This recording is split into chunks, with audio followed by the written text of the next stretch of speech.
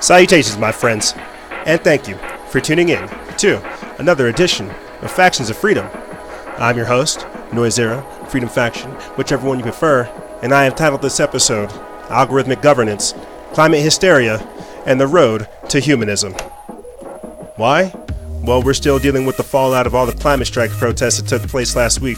We'll be getting into that, as well as a Penn State professor saying that social credit will shift law from the West to the Constitution into analytics and algorithms.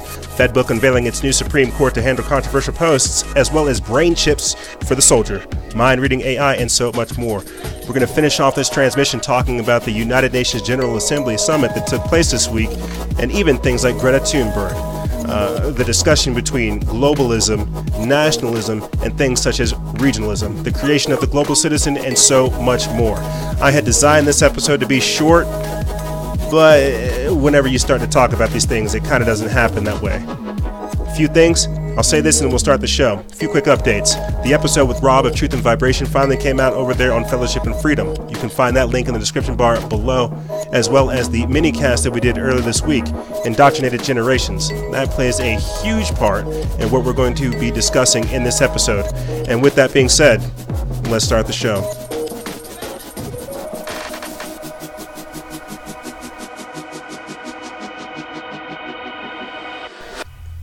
Salutations, my friends, and thank you for tuning in to another edition of Factions of Freedom. Now I'm your host, Noisera, Freedom Faction, whichever one you prefer, and this is show number 912, Season 9, Episode 12.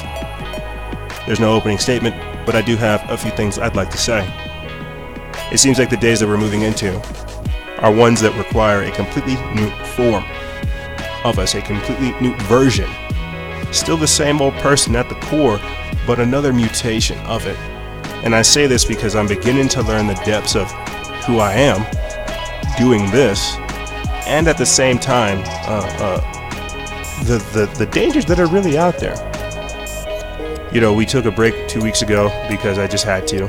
Personal stuff was going on. Personal stuff is still going on. Came back a few weeks ago. Still felt kind of a little bit wobbly. And here I am trying to get back into a groove of things, and I can tell you guys that it is still difficult, and I'm not complaining. I have to let you guys know that it really is this difficult trying to steer this ship called Factions of Freedom. From the guests, to the posts, to the show, to the content, to the time frame, to the mindset, to just all of it. It doesn't seem like it's difficult until it is, until you actually have to employ it. And so, you know, I don't want to chat your guys' ear off about all the back-end stuff that goes on, because there's more that I could even talk about on here. But understand that there is back-end stuff going on, and that it's all being done for the front end. When you're getting the show, you're getting you're literally getting like the tip of the iceberg. You're getting the success. You're getting like the cream of the crop. You're getting the perfected version of what we're actually doing. Behind the scenes, you know, it's like a war. It's like a war, or the ship is sinking. You know, I'm running around, putting duct tape all over the place, spitting out bubble gum and just sticking it in holes and trying to fix as much as I can. You know, and I say all this because this is the house that you guys have built. It's very real. You know, I'm removing episodes that go back as far as 2017, 2016. I'm archiving stuff. It's just, we have a lot of content because we're doing a lot of things. And this is all stuff that can't be portrayed in 300 plus characters on Instagram, packaged properly for people. And I guess what I'm really beginning to understand with what we're doing is it's impressive. It truly is impressive. From the guests to everything that we're doing, it truly is impressive. You don't hang out on social media. Social media is something that you post on, you see. We really stirred the pot when we talked about Greta Thunberg being funded by George Soros this week. We really stirred the pot. And if I sat there and read every single hate-filled comment, I wouldn't be here before you today. And I say this because this is something that I've had to learn in my personal life, as well as doing this on social media. You cannot continue to listen to people who have not learned to use their own magic. It is always the people who have no magic that are forever telling you how to use yours. And one of the concepts you guys hear me talk a lot about more so now and hopefully in the future is how you have got to begin to communicate and connect with yourself on a deeper level, because that is where the magic happens. The magic doesn't happen on social media with the followers and the likes and the shares and the comments and stuff like that. That is a digital, that is a superficial digital manifestation of who you are. You're getting that validation for sure, but that validation is not what you should be seeking. That validation should be, if anything, confirmation of moving in the right direction. And so if you listen to all the validation, you're only going to do things for validation instead of trying to progress and move forward. People have to understand the very, very dangerous time that we're in, and how discernment will get you out of it. How truth is the antidote to fear and ignorance, and how you cannot shy away from these things. You have got to meet them head on. And with that being said, let's start the show. In the first segment, algorithmic governance, we're going to be talking about the social credit score system, FedBook unveiling its Supreme Court to handle controversial posts, as well as Google achieving quantum supremacy. I feel like that's very, very important. The idea behind setting up this segment, the algorithmic governance segment, is to go over the technocracy, essentially, the social engineering, the scientific dictatorship, what is happening to us. You see, in the third segment, and this is where it'll connect a little bit better, we'll talk about the road to humanism. This is kind of looking at the United Nations General Assembly meeting that took place earlier this week, and how this all ties into what's going on. But in the second segment, it's essentially going to be a movie of just climate change extremists talking about their insanity, talking about how much they want to kill themselves and how bad we are. But you've got to understand, this is that suicide spirit that I talk about. This is what I mean by algorithmic adversity. This is what I mean by social engineering, behavioral modification. You see, we're not going up against people these days. We're actually going up against principalities and rulers in high places and their influences as well. For we wrestle not against flesh and blood, but against principalities and rulers in high places. And it's those influences that we're working up against. Remember whenever we talked about domestic terrorist guys shooting up that ICE facility? And it dawned on me that we are already going up against varying forms of the AI. We are already going up against the technocracy, the Godhead. The devil, Satan, however you want to look at it, whatever they decide to name the head of the AI that takes over, right? We're already going up against the beta version of that. You see, and people have already given themselves over to the delusion, and as I've spoken about before, they're going to further the delusion, double down in their own commitments, and we're going to see these things. You see, the same way that it comes out these days that George Soros is funding the Democrats, that he's donated like $5.1 billion to the Democratic Party, how he's involved in all kinds of regime change operations around the world, and yet people still don't want to talk about it. They don't want to talk about George Soros' influences. If anything, they want to double down because they know money's being invested in them, and so they're going to ratchet up their activities. And this is what I mean. This is the delusion. They're doubling down. They're committed to the lie, and they're going to drag us down to see that lie with them. So let's get into this. Let's start talking about basically topics of this segment. Right here, let's pull this article up. I think this is a good way for us to start setting the tone. Penn State professor says that social credit will shift law in the West, quote, from Constitution to analytics. This is said by Daniel Taylor at the Activist Post. SHTF Plan reposted it September 23rd. It says Professor Larry Backer of Penn State University writes in a 2018 paper that resistance to the social credit score systems in the West could be dissolved when the masses are, quote, socialized as a collective, quote, and the great culture management machinery of Western society developed a narrative in which such activity is neutralized or naturalized within Western culture. A 2018 paper written by prominent law professor Larry Backer of Penn State discussed the ways in which a social credit score system could be implemented in the West. Backer writes that the shift in law with this system will, quote, change the focus of public law from the Constitution and the rule of law to analytics and algorithm. In the paper, titled Next Generation Law, Data-Driven Governance and Accountability-Based Regulatory Systems in the West, and social credit regimes in China, Bakker describes moves to the social credit system in the West as, quote, fractured, but gives guidance on how societal norms could be steadily pushed to accept the system. Bakker proposes that the, quote, great cultural management machinery of the West normalizes the idea of social credit and sharing private data.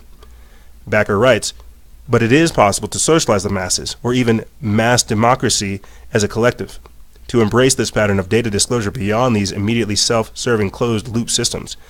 Would it be possible for the state to develop systems for the enforcement of laws, criminal and regulatory, that depends on intelligence by inducting the masses to serve as positive contributors of data necessary for enforcement or regulation? The answer, in Western liberal democracies, may depend on the ability of the great culture management machinery of Western society, its television, movies, and other related media, to develop a narrative in which such activity is naturalized within culture. As big tech and artificial intelligence creep further into our lives, a grid of high-tech surveillance has entangled us. As if to pacify the resistance, these systems, Google Home, Apple Watches, Amazon Alexa, offer, quote, convenience in the form of targeted ads, personalized content, and other features. Essentially what we're talking about is the mark of the beast. We're talking about, in a casual sense, the mark of the beast. How can we get the people to accept the mark of the beast? How can we get people to, in the West, to gradually accept these things? Think about this, because we're casually talking about it now. You see us throwing out the Constitution, the Bill of Rights, the rule of law. What did Donald Trump even said it too? First we take the guns, then due process. So how would they get society to gradually accept the mark of the beast in the social credit score system? You see. Well, I can tell you, part of it is already being constructed with social media, with how we react, with your credit score. Download Credit Karma. I did as well this week. But how can they get the West to accept the mark of the beast? They have to get the liberal masses to push it. They have to get the people to love their enslavement. This literally, I say this because I'm pulling from Aldous Huxley, the creator of the Brave New World, saying when he was speaking at he was speaking at UC Berkeley, and I think like sometime in the 60s, he was talking about the final revolution and how he has to, with barbiturates and pharmaceuticals and opioids and things of this nature, he'll get people to love their enslavement. He will get people to ask to have the chains put on them. And that's what this is. How do we get people, the West, to adopt the social credit score system? Keep that in mind, because when I continue, I'm going to talk to you guys about how essentially this is the climate change agenda. This is the virtue signaling. This is all of it. You see, this is the fake news, the censorship.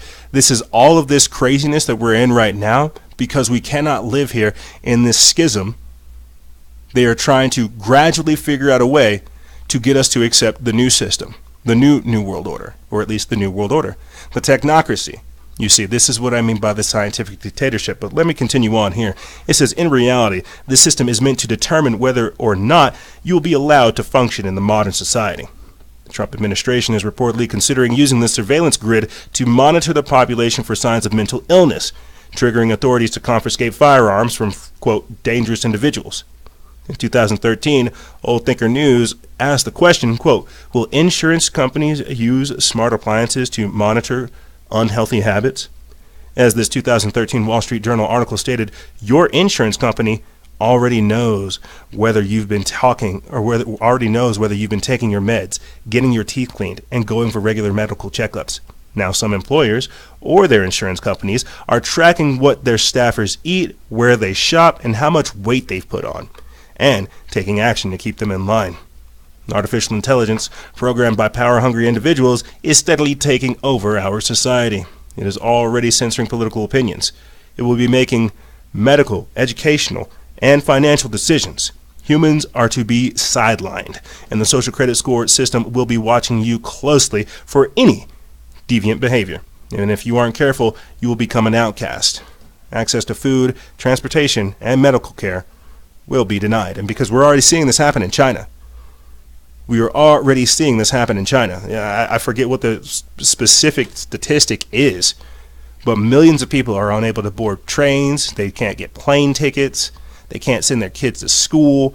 They can't take out certain loans. There's a lot of societal disadvantages that come with having a bad credit score system. But something that was very interesting in how Daniel Taylor wrote that article right there makes me think. It says, power-hungry people will be watching you. Keep that in mind, because when we play the clip of Greta Thunberg, the 16-year-old darling delight of the European elite, appearing before the UN, she says those exact words. She says, "We will be watching you." And then the audience gives her a great laugh. But then I begin to think about who's behind Greta Thunberg, how she has the veracity and the power to say something like, "We will be watching you." Well, the entire next generation will be watching you, because they will be the ones creating the social credit score system. They will be the ones enforcing it.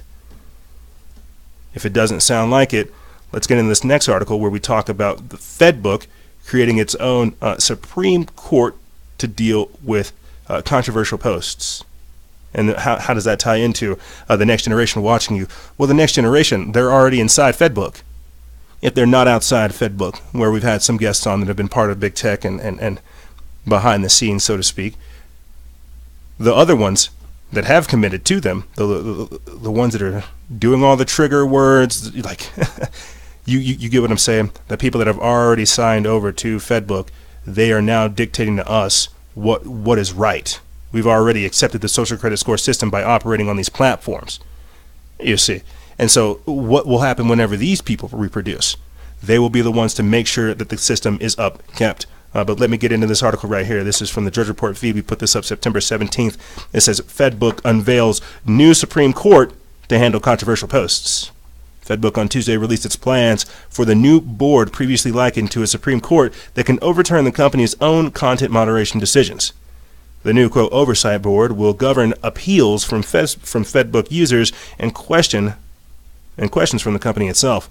The board will eventually consist of 40 members with 3-year terms drawn from a diverse array of backgrounds, according to FedBook. Array of backgrounds. So they're creating their own Ministry of Truth. I just want you guys to keep that in mind as we continue on here. It says panels of 5 members will deliberate on cases it chooses to take. A minimum of 11 members will be required for the board to function. FedBook said in a press release it plans to have a board in place and making decisions in early 2020, just to make sure that everything's okay by the elections in November. FedBook CEO Mark Zuckerberg first wrote about his conception of a new body to govern the company in November of 2018, as FedBook faced mounting scrutiny over its privacy and content moderation practices. Conservative lawmakers have accused FedBook and other tech platforms for displaying ideological bias in its content removal practices. In December, the New York Times reported that FedBook's content moderators relied on inaccurate and outdated guidelines to approve and reject flagged posts. To create a level of independence from the company, FedBook said it will establish a trust to compensate board members. The board will be able to hire staff to support its functions. FedBook executives said on a call with reporters, but in the interim, the company has weighed the possibility of lending its own staff to get the team up and running. The board's decisions will be binding except in cases when FedBook determines that implementing the finding would break the law. I wonder what that's about. Can you imagine that? FedBook having its own investigative team, and then they realize that at a certain level they're going to break the law so they can't do certain things? That's crazy to me. Continuing on, it says the member selection and governing rules incorporate feedback from FedBook's public consultation period on its draft charter. The new body will be empowered to pass binding decisions on content moderation. The board will prioritize cases that are deemed significant based on the severity of the content, scale of the distribution, and public discourse that is prompted. Priority will also go to cases based on the difficulty of the questions the content raises, Facebook said. So essentially what they're saying is they're finally figuring out another way to enforce their laws. Anytime you post something on FedBook and it goes against their community guidelines, that's all they tell you. They're creating an actual body, a Ministry of Truth, a FedBook Supreme Court to begin to monitor these controversial posts. What a good job. But how many people have already been kicked off of FedBook? The Free Thought Project, the Anti-Media, the Minds Unleashed, Humans Are Free. So many other great operations have already been kicked off. Are they going to be compensated? Will FedBook's Supreme Court go back and say, hey, some of these are not justified, we need to reinstate these people? But the damage has already been done. Truly. The damage has already been done. I want you guys to remember that earlier this year, back in August, like last month, earlier this year, a few months ago, FedBook paid contractors to transcribe users' audio chats. Remember that. So not only do they have a Supreme Court, but if you're using FedBook Messenger and you're calling people, talking to them, they have transcripts of you. Now that doesn't, for some strange reason, that doesn't break the law, possibly because we're operating on their platforms. And this is what I mean by algorithmic governance. They're having us essentially give over our rights to the technocracy. And then the technocracy will retroactively figure out how to deal with us, because all that information is still there.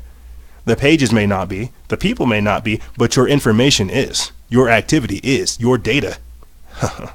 Your data is. You see. And that's all these people want, is more data. More and more data. So they can control you.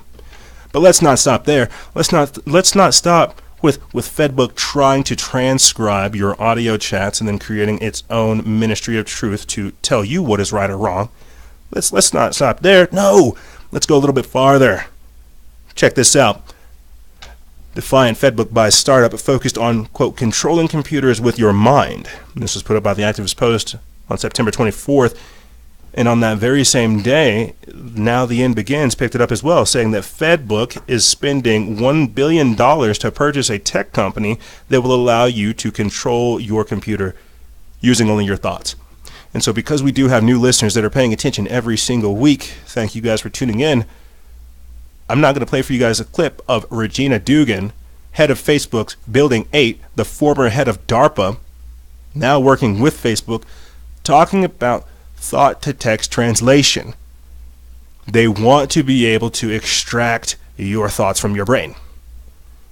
And you can't. I can't help but think that at the same time of hearing FedBook can purchase Control Labs, I can't help but think about Elon Musk's Neuralink and the Neuralace and the brain-to-machine interface. But here we are. You have a runaway technocratic elite that is essentially beholden to nobody and can pay off everyone, taking and harvesting as much data as you can. And guess what? That's still not enough for them. They need more products. They need more things to develop. They need to be inside of you. They need to feel you. They need to be you. They need to get to the point to where they can control your computer with your mind. Let's get into this article. It says, last week, Mark Zuckerberg visited Capitol Hill to try to, quote, to try and win friends in Congress. It was his first trip back to Washington since the contentious House and Senate hearings last year, where the Facebook chief was accused of sometimes treating lawmakers with disdain. Who can forget Senator? We run ads. What they're talking about is when he did that creepy thing, one of the senators asked him, Mr. Zuckerberg, how are you making money if your entire platform, your business model is everything? Mr. Zuckerberg, how are you making money if everything is free? Zuckerberg runs his algorithms and his formulas because he's not a person. He's a Zuckerbot. He's a robot. He looks at the senator, has a blank face for a while, smiles and says, Senator, we run ads, and then does the creepiest thing ever. He smiles right after. Not like a normal person, but just go check it out. And so this is his first time since that whole hearing of going back to Washington. But continuing on, it says the timing of his trip is starting to make more sense. Thanks to a flurry of federal and state investigations, for the first time in its existence, FedBook is facing the very real risk of being broken up. Several lawmakers have asked whether breaking FedBook into Instagram, WhatsApp, and others would be important, or if it would be better for consumers. Facebook agrees that something should be done to regulate social media and other internet companies, but it doesn't think that the bipartisan antitrust movement that formed in the aftermath of the Cambridge Analytica scandal is the right path. But given all of the scrutiny surrounding the company and its acquisition, FedBook has reportedly agreed to buy Control Labs, a tech startup working on software to let people control a digital avatar using only their thoughts, for somewhere between $500 million and $1 billion, Bloomberg reports. The closely held four-year-old startup has dozens of employees and has raised tens of millions in venture capital. Its only product right now is a bracelet that measures neuron activity to try and determine a movement that a person might be thinking about. Even if they aren't physically moving forward, the neuron activity is then displayed on the screen. Unleashing the power of the mind has always been a great interest to Zuckerberg, as has virtual reality and augmented reality. The company is developing a hands-free pair of AR glasses, and Zuck once said that Facebook would introduce a brain-computer interface, allowing people to manipulate text with their thoughts. Still, making a big, splashy acquisition right now is a bit like tempting fate, but these people, they have no problem tempting fate. They have no problem because these are the days that we've entered into. Just in the last episode, I talked about how over 100 genders might sound crazy today, but we have the technology to literally create embryos. So the idea of having thought-to-text translation, that's not that far off. Tempting fate, that's what these people are doing. They're trying to trigger prophecy. They're trying to trigger as much as they can. You see, but why is this not a deal? How has that become passé? Because I posted about this earlier this week about how there are brain chips for the soldiers to take out enemies with their minds, and this is passé now. The idea of transhuman soldiers, of super soldiers, of bionic men, that's passé. We understand this for some reason. It's like crazy that people don't care about brain chips for soldiers to take out enemies with their minds. We're almost more worried about Zuckerberg having the ability to harvest the public's mind power than the idea of soldiers being able to augment themselves with technology. Here, let's get into this article. We put this up September 25th. It's from the Drudge Report feed. It says a groundbreaking device has been created that could allow soldiers to control military equipment and vehicles with just their thoughts. Scientists from several universities in the U.S. have created a new brain-computer interface strip. The device is connected to the upper neck, picks up on brain signals, and converts them into digital information. These signals could be used to steer vehicles or control other computers. Typically, these devices need to be connected to other machines and often require conductive jelly to work. The device is connected to the upper neck, picks up on brain signals, and, as I said before, converts them to digital information. Woon Hong Yeo, a researcher at the Georgia Institute of Technology, told Defense One, quote, "We demonstrated that this portable, flexible, wearable system can control an electric wheelchair, minicar, and a software presentation. The strip has been designed for people without mobility, but it could have much wider applications." Yao added, quote, "This system can be used for controlling other devices, including military equipment." The paper appears in the current issue of Journal Nature Machine Intelligence. Wow, that's a weird way to put a sentence. But continuing on, it says last year the U.S. military's Defense Advanced Research Project Agency, DARPA, launched a new generation of warplanes which are flown by a pilot sitting hundreds of miles away with an implant in their brain. The strip has been designed for people without mobility, but as I said before, it could be extended to military equipment. Using sophisticated brain-machine interfaces, soldiers will be able to pilot up to 3 jets at once with just their thoughts. Top U.S. scientists have been working on the scheme since 2015. Yeah, I doubt that, but back in 2016, a pilot hooked up to a neural implant was able to navigate in an aircraft in a flight simulator while keeping 2 other planes in formation. In 2017, a pilot steered a plane through another simulation, this time by receiving haptic feedback, meaning the implant created a tingling sensation in their hands. There we go. And just last episode, I talked to you guys about how they are creating the synthetic brain to have you operate in at least 500 different places at once. And this is where we're gradually moving into. But you see, that's going to be so much more alluring and seductive than having your simple old cerebellum. That thing in between your head, yeah, they make it seem like it's just a bunch of jelly. They want to advocate all this technology so that you can begin to give over your humanity, give over your divinity, give over your God-given right to live. Nope. You're going to have access to immortality brought to you by Google. You're going to have all these cool powers, but you have to give over your freedom. You have to give over your peace and security. You see, I want to play for you guys a real quick clip just to show you, just to get it on record so we can talk about these types of things and have it put together in like a cohesive fashion. Earlier this year, or at least earlier this month, we had put together a post that says mind reading AI and how it could be the end of humanity, and at the moment it has 38,000.4 views. And in the movie, or in the clip that we put together for you guys, it has a simple, I forget this gentleman's name, but he's created a brain to machine interface where he asks it questions and it just gives him the answers. And this is just a beta version of what's going to be rolled out here to the masses. But here, let's take a listen. What is 45,689 divided by 67? Sure. He silently asks the computer and then hears the answer through vibrations transmitted through his skull and into his inner ear.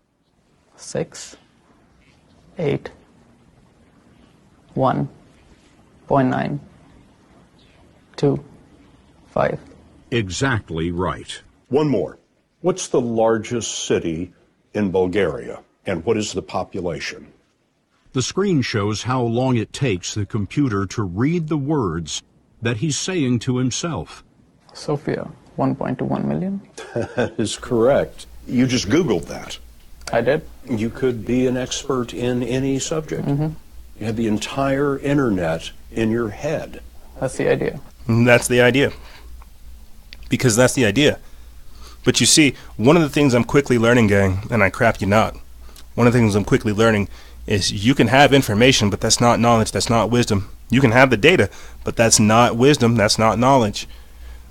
A lot of the stuff that I'm learning these days, it really does just kind of come to me. That's why I call them revelations. These are things that are just gifted to me by the good Lord above. I'm dividing these things. They're being like, it's I don't know how to explain it other than that. When you're Googling stuff, yeah, you're learning things, but you're also not teaching yourself certain things. Yeah, you could learn all of this, but you're missing key parts of how to interpret things, of how to internalize things. Like I guess there's I'm learning there are other components to learning and education and knowledge and so much more. And yeah, you can learn things, but there's a lot of people out there that have degrees that are just like retarded. There are people that are educated, college educated, they have master's degrees. Like they're smart, but they're dumb. And I say this because there's got to be a synergy between both. There has to be like a working harmony between both. You can have book smarts, but you got to have street smarts, is what I'm trying to say. And so when I look at that, yes, it does make me think that you're going to have millions of people that think that that's it. They want to be governed by Google. You see, this is what I mean by the algorithmic governance, because this is what's going to happen. You're going to have people think that that's the solution. You have all these people who want the fake knowledge. That's the simplest way I can say it. They want the fake knowledge. They want to be a part of the Borg, of the collective, of whatever that is. And so I'm going to finish out this segment by getting into an article that we didn't really have time to post earlier this week, but it exemplifies, and it talks about it exemplifies a lot of different things.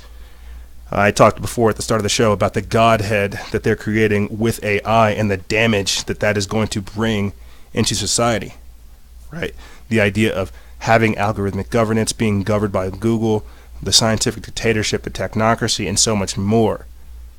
You see Greta Thunberg saying, hey, we're going to watch you. These are all key words that people need to pay attention to. But let me get this article up for you guys. It's from Natural News. They put this up, what was it, earlier this week, September 21st, 2019. It says, breaking, no more secrets. Google achieves quantum supremacy that will soon render all cryptocurrency breakable and all military secrets revealed. And before I get into this, I just kind of want to let you guys know that when we're talking about quantum supremacy, when we're talking about quantum computers, when we're talking about any of this type of stuff, what we're saying is we're no longer dealing with a binary approach towards things, a 1 and a 0, or a 1 plus 1. We're dealing with a whole new approach to this. We're literally sending stuff out into the dimension, into the universe, and then the universe is doing the calculations and sending us the answers. And so that's what I mean by no more secrets. They're able to bypass so many different things that it's crazy. But let me get back into this, and I'll pull up the post that we got on our page for you guys. But it says the preliminary report. More detailed to analysis to be coming 24 hours. According to a report published at Fortune.com, Google has achieved, quote, quantum supremacy with a 53-qubit quantum computer. From reading the report, it is obvious that Fortune.com editors who should be applauded for covering the story really have little clue about the implications of this revelation. Here's what this means from cryptocurrency, military secrets, and all secrets which are protected by cryptography. They can all be broken, basically. Notably, NASA published a scientific paper at this link, which you guys can find on the story. Then promptly removed it as soon as the implications of this technology started to become apparent to a few observers. However, the Financial Times reported on the paper before it was removed. Google is now refusing to verify the existence of the paper. I think everybody should just keep that in mind. Here's an upshot of what this quantum supremacy means for Google and the world. Google's new quantum processor took just 200 seconds to complete a computing task that would normally require 10,000 years on a supercomputer. So it took them 200 seconds to compute something that would have taken normally 10,000 years. Just keep that in mind. That would be like they're creating an oracle. They're creating the black mirror. They're creating the crystal ball. Okay, that's really what I want you guys to understand. With the quantum supremacy, this is it. They are sending their queries. They have inquiries. They're sending their query to the crystal ball, or even to the magic mirror on the wall. Crystal ball. Google, who is the smartest of them all? Google knows to tell you. But at the same time, when it tells you who's smart, it sends out millions of different signals to all kinds of people, telling them that they are also smart and that you need to watch out for this person. This is going to be some crazy stuff if we really begin to comprehend what this means. It's like Google for the universe. I hope that makes sense. I really hope that makes sense. But continuing on, it says a 53-qubit quantum computer can break any 53-bit cryptography in mere seconds, or in fractions of seconds in certain circumstances. Bitcoin's transactions are currently protected by 256 encryptions. Once Google scales its quantum computing to 256 qubits, it's over for Bitcoin and all 256-bit crypto, since Google, or anyone with the technology, could easily break the encryption protecting all crypto transactions, then redirect all such transactions to its own wallet. In effect, quantum supremacy means the end of cryptographic secrets, which is the very basis of cryptocurrency. In addition, all military-grade encryption will become pointless as Google's quantum computers expand their qubits into 512, 1024, or 248 or 2048 range, rendering all modern cryptography obsolete. In effect, Google's computer could crack any cryptography in mere seconds. In mere seconds, guys. Think about that. And I'm going to go back over here to our page where we have this post from Jake Anderson of The Minds Unleashed. We put this up September 25th. It says, why Google's quantum computer breakthrough could change everything forever. We're literally talking about no more secrets. We're talking about no more passwords, no more encryptions, none. None. Even if you went back to like Windows Vista or Windows XP, it could crack it. Linux even. You see, we're talking about something literally having the skeleton key. And then the creator and the mold of the skeleton key. That's why this is all so crazy. If you thought Google was crazy before, think about what information it has and what ability it has to show you. This is what I mean by the censored knowledge of good and evil that they're presenting to us. But let me get into this article and I'll finish up this segment for you guys. The race for quantum computing is one of the great under-the-radar science stories of the century, because it's a known unknown to scientists, but an unknown to the average person. We don't really have a public conception of how drastically our world could suddenly change if quantum computers burst on the scene. Now, Google, the big tech giant actively pushing the needle on everything from artificial intelligence to full brain simulation, has made a stunning announcement, claiming the creation of a quantum superconducting processor with exponential computing speeds.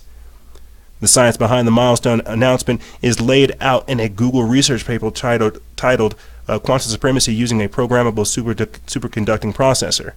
This paper was briefly available on NASA's government website, but as I said before, it was removed without explanation. Scientists argue that the new processor can solve in 200 seconds equations that would take even an advanced modern-day supercomputer 100,000 years to complete. Such parabolic growth is almost incomprehensible and could portend a strange future in which machine intelligence is vastly superior to human consciousness. Quote, quantum speedup is achievable in a real-world system and is not precluded by any hidden physical laws, write the researchers. This is kind of where I want to take a pause before I continue on. I should have pulled up the clip for you guys of Geordie Rose talking about how with AI, I'm just going to go ahead and do it. With this, the creation of AI, we are summoning entities. We are summoning whatever is on the other side of our veil. That's what they mean by it having quantum intelligence, like machine learning and machine intelligence being vastly superior to human consciousness. Because reading a book, we're reading things in a stop-go fashion. But these quantum computers, they're literally running calculations at such high speeds that we don't understand these things. We can't operate it there. We would literally be like ants compared to these people. Let me pull up this clip for you guys, and then I'll finish this. I'll finish that article, and we'll close out this segment. Means, different. These things that we're building are not going to be people. They might be really smart, they might be really good at all sorts of different things, but they're not going to be like us. They're going to be aliens. And they're going to be, I'm sorry to say, way smarter than every single person in this room, in ways that we can't even comprehend. So this, of course, triggers a lot of alarm. One of the guys who talks about this is Elon, who says things like this, like, when you do this, beware. Because you think, just like the guy in the stories, that when you do this, you're going to put that little guy in a pentagram, and you're going to have your holy water out, and you're going to wave it at the thing, and by God, it's going to do exactly what you say and not one thing more, but it never works out that way. So, Never. It never works out that way. So let me finish up this article for you guys, and then we'll close out this segment.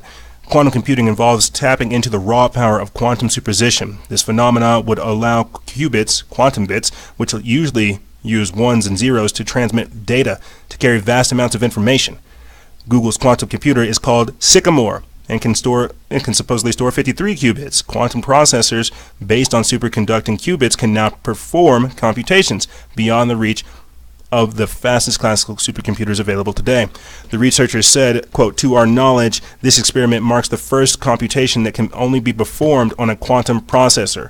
Harmit Nevin, director of Google's Quantum Artificial Intelligence Lab, says there is nothing in the natural world that compares with the levels of the exponential growth that they're seeing in Sycamore's abilities. And essentially what we're talking about is just that, the creation of the matrix. We're talking about the scientific dictatorship, the godhead, the AI machine learning god thing that they're trying to create for the world. And the reason I say this is because when we begin to talk about in the next segment things like sustainable development, scientific dictatorship, social credit score system, being able to monitor the entire world of people, well, how would they do that? How would they be able to monitor what you're doing in the world if you didn't have that social credit score system? If you didn't have something to identify you? You can burn your social social security card. You can burn all the information that ties you to the system. But if you're a part of this whole new world order, this whole scientific dictatorship, the technocracy that they're trying to build, that's when things get a little bit more difficult. That's when it gets tricky. And that's whenever we are literally dealing with the manifestation of our own downfall. But this is why it's getting crazy. This is what I mean by algorithmic governance. And this is also why we will be taking a quick break. Let you guys digest what you just heard. Let me process what I just said. But when we come back, we're going to be getting into the whole climate hysteria that you saw take place for essentially 2 weeks. The climate strikes happened last Friday, and this entire week I feel like we've been dealing with the ramifications. The entire world got fired up seeing Greta Thunberg in front of the UN, but we really should break stuff like that down. We really should hear what she has to say and the implications behind them. But like I said, ladies and gentlemen, we're going to take a quick break. And when we come back, we're going to be getting into this and more on the other side. Don't go anywhere. This is Freedom Faction on Factions of Freedom. And we'll be right back right after this.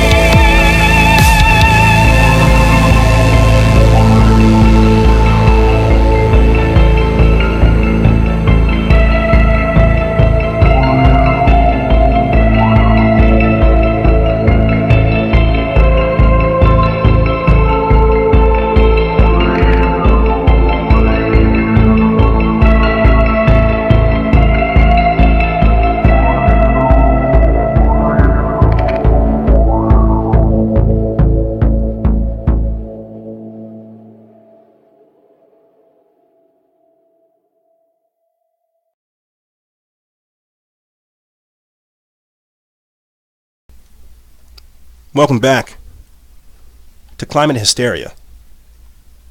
You know, normally I say something funny and cool coming in. I think that's about as funny and cool as I can be. When you're talking about these types of things, it's going to be a little bit difficult to try to break the ice. But with that being said, thank you for tuning into this segment. All I can really do to preface it is tell you that we're going to be playing a lot of different clips to where you hear from the horse's mouth how these people feel. And before I do so, I want to start this segment off doing something a little bit different, or at least doing something a little bit cool, I'd like to think. I wanted to start the entire week off this week, because we saw such climate hysteria this past week. I wanted to start this week off by asking the audience the question: what would be your invention to help Earth? What would be your invention to help save Earth? Pick a problem. From trash to plastic to food waste to environmental stuff. Pick something. I'm going to attach the link to the description bar below on our website so you guys can so you can go check it out. Submit whatever you'd like. But this post itself only has 144 likes. Only 144 likes and barely even 50 comments. Some people are saying a time machine, online university, that glove thing in the Avengers, but just target pedophile, rapists, and murderers. Free energy. Somebody right here says, or nobody right here says, I would like to eradicate greed, money, and stuff like that. A nuke the size of a space shuttle detonating into the atmosphere. So that's some of what people want to do. A nuke being detonated into the atmosphere. That's the mindset that people have. That's the climate hysteria. They don't care. They want to give over. You see, I'll put that link in the description bar below if you guys want to go ahead and add your submission to it. But the reason I ask this is because everybody can complain. Very few people can create. Very, very few people can create. I talked about this 8-year-old little Mexican girl, Guadalupe Cruz, and how she created a solar water heater. And how she didn't even participate in the climate change strikes. She just did something. She didn't complain. She saw a problem and went after it. She saw a problem and then reacted. She didn't demand action from millions of different countries. She saw a problem and she went right after it. But we're not really seeing that. Unfortunately, what we're seeing is a lot of emotions, hysteria, virtue signaling, feel bad because you're alive. We're not seeing that, are we?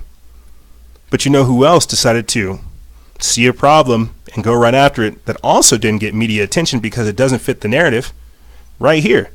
Conservatives take to the streets to clean up 50 tons of garbage in Los Angeles. 50 tons.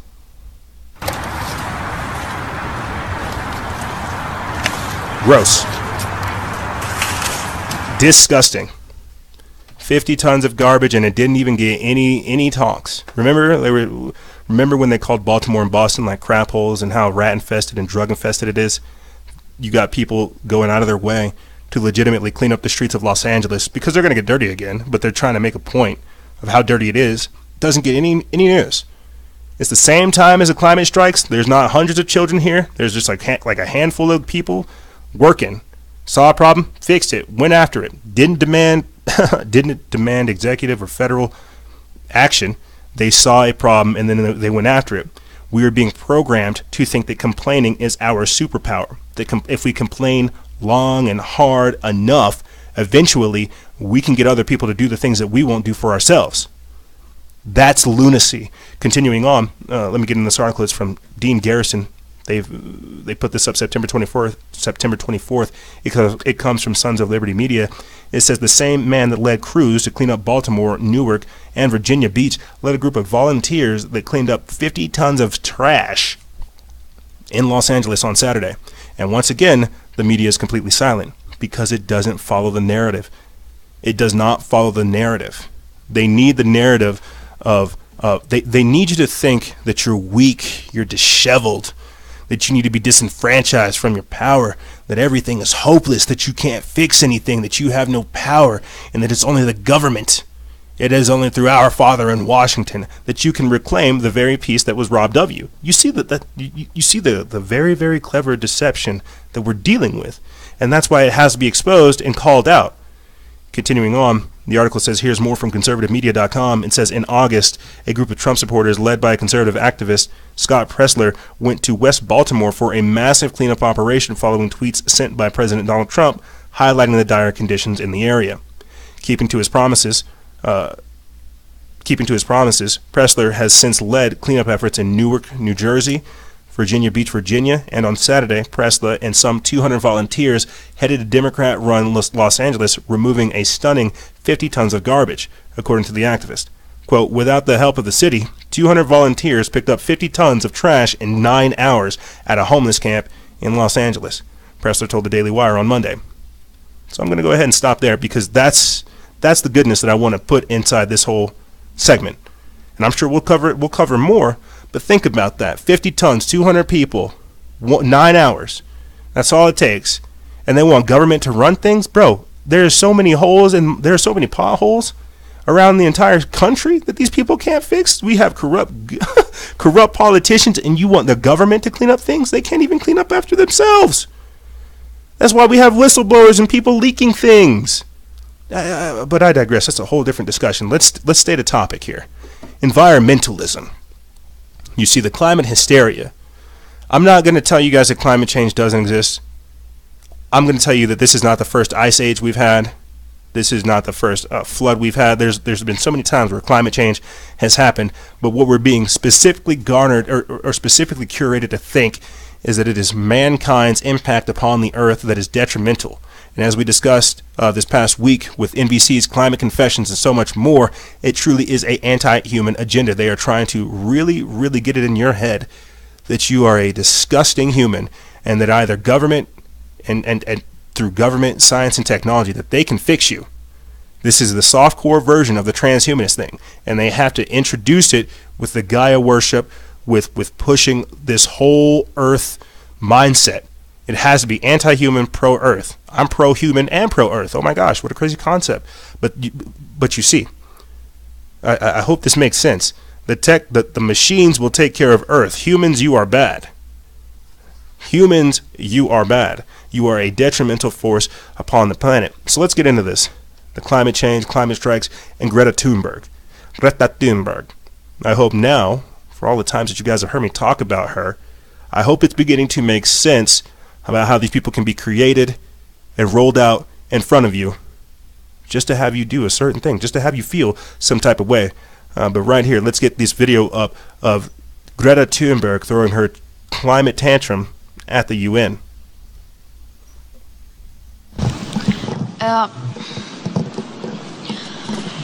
My message is that we'll be watching you.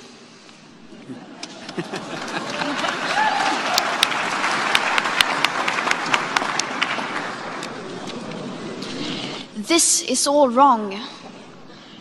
I shouldn't be up here. I should be back in school on the other side of the ocean. Yet you all come to us young people for hope. How dare you? You have stolen my dreams and my childhood with your empty words, and yet I'm one of the lucky ones. People are suffering. People are dying. Entire ecosystems are collapsing.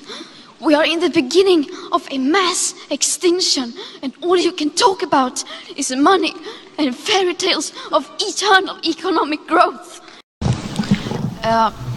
So, we should restructure our entire economic and financial system, all because of this. You have the entire world being whipped into a frenzy because of this.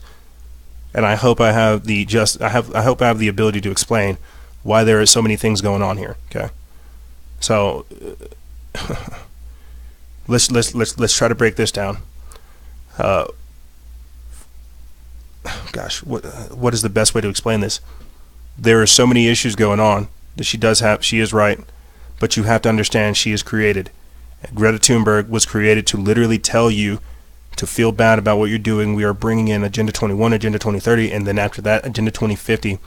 Whenever she says we will be watching you, how many times have I told you guys that these eco-fascists and these eco-extremists, we played for you guys a clip a few weeks ago, that vegan activist that stole the bunnies from a farm. That's what they mean by they will be watching. And because they feel like they have a right to come through they're going to align with government. They're going to align with other corporations, and they're going to do these types of things. Okay. Now, another aspect that people don't really truly,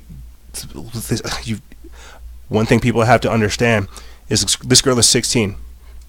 We have a patent list on our Instagram story that goes back to at least 1891 of them having the ability to modify the entire weather.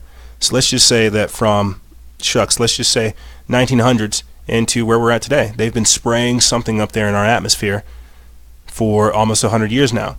So that would affect the climate for sure. At the end of this segment, I'm going to play for you guys a video by, I think, NBC News or CBS News, where they ran a program, a little segment, talking about Bill Gates spraying chemtrails and how this is it, solar radiation management. What I'm trying to get you guys to understand is that Greta Thunberg's coming into this after the fact. She's not necessarily a victim of climate change, but she's coming here after the fact, seeing what the chemtrail spraying is, what the solar radiation management is doing, and this all of this.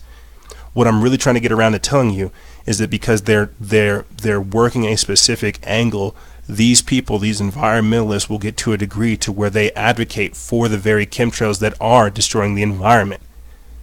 You see, I don't have a whole list. I don't have like 38 different points like Breitbart or Bloomberg or Business Insider, I forget whichever one it is. They came up with a list of 38 times that they had lied to us, talking about rising sea levels, volcanoes, gas masks. The hysteria that they're trying to cause, it comes from just this, getting you caught in your emotions, having her say inflammatory things like this, like you've stolen my childhood. I'm going to be playing for you guys in this entire segment words that come from these people's mouths, and you have to understand we're not dealing with facts, we're not dealing with logic, we're not dealing with critical thinking, we're dealing with virtue signaling, we're dealing with emotions, we're dealing with feelings. Okay? And so, because we're not feeling the way that they want to, because they can't cripple us and make us guilt-tripped and feel bad, you see, we're considered climate change deniers. We're not denying any of this. We're just not letting science be our moral indicator, and we're also looking at all kinds of other things. But this is the collective consciousness being weaponized. I spoke about this week on Fellowship and Freedom, about how between the Area 51 event and the climate strikes around the entire world, we're seeing groupthink being employed or being deployed upon the populace. And if you don't engage in groupthink, if you don't join the collective consciousness, if you don't join that hive mind, you are being considered the issue. And this is where it starts. They're trying to purposely draw these lines to make these types of things happen. And so, before I play for you guys a wide-ranging, before I play for you guys these videos of these people sounding crazy, I want to get this on record here too, because it doesn't get talked about, and people still need to know this. As I said before, we disguise ourselves as news, but we focus primarily on conspiracy. And what I'm trying to say is right here, climate youth puppet Greta Thunberg is controlled by George Soros. This is put up by Eddie Levine of World Truth TV. They put this up September 24th, and let's just get into it. It says, she's all over the news these days, but 16-year-old Greta Thunberg isn't homegrown or grassroots. Her climate shtick is completely a product of George Soros and company, which feeds Thunberg her lines as she traipses around the world pretending to have come up with all this climate hysteria on her own. In truth, Thunberg is never without her handler, Luisa Marie Neubauer, a 23-year-old far-left activist from Germany who's the youth ambassador for an international lobbying and campaigning organization known as the One Foundation, which is funded by George Soros, Bill and Melinda Gates, and Bono, among other celebrity names. Besides the fact that Thunberg herself comes from a family of Freemasons, her mother supposedly having ties to Bavarian Illuminati founder Adam Weishaupt, Neubauer, her controller, works for a major globalist entity that's working to implement Agenda 2030 in Germany via the Paris Climate Accord, which we've covered as well. Neubauer is also a member of Alliance 90, the Greens, and Green Youth, three communist organizations that are using the, quote, threat of climate change as a cover to push for the sweeping policy changes around the globe. Changes that will, of course, eliminate freedom and liberty in order to, quote, save the planet. Neubauer herself actually tweeted about being a member of the One Foundation, bragging about the fact that she gets to travel the world spreading climate propaganda with others who were hoodwinked just like she was into believing that global warming is real. According to the One.org website, the One Foundation was hatched back in the early 2000s by Bill Gates and Bono, who together decided that they needed, quote, to better inform Americans about extreme poverty around the world. With the help of Melinda Gates, Bill's wife, as well as Bobby Shriver, Ed Scott, Bob Geldof, Jamie Drummond, and George Soros, Gates and Bono developed, quote, an anti-poverty advocacy organization called DATA that focused on developing or deploying celebrities and other influential individuals to urge world leaders to take action on specific development issues. DATA was eventually merged into several organizations to form One, which functions as a political activist group that aims to achieve several, quote, global targets, including, quote, disease, poverty, and other pressing development issues. It would appear as though Neubauer was herself recruited to be part of One, only to turn around and recruit Thunberg. Or perhaps Thunberg was groomed by someone else to play this role, and Neubauer was assigned to be her mentor, following her around everywhere she appears publicly. And I want to say that real quick as I pull up this video of Barack Obama praising Greta Thunberg and saying that we should celebrate young people who are speaking up on climate change. Remember whenever they started doing all these photos, these weird photo ops? And if you guys look at this photo, it doesn't really look like, it looks kind of sexual, it looks kind of weird. I'm not going to lie to you. But continuing on, whatever the case may be, it's obvious that Thunberg isn't coming up with the mini scripts she reads before Congress, the media, and most recently United Nations. Heck, she doesn't even speak English as her first language, yet somehow we're supposed to believe that Thunberg is able to come up with a non-stop flow of professional speeches to present on any given day? Right. We all believe that. Or not. But the sad thing is that many liberals apparently do believe it, revealing that Soros and his cronies are still winning the information war in certain segments of society.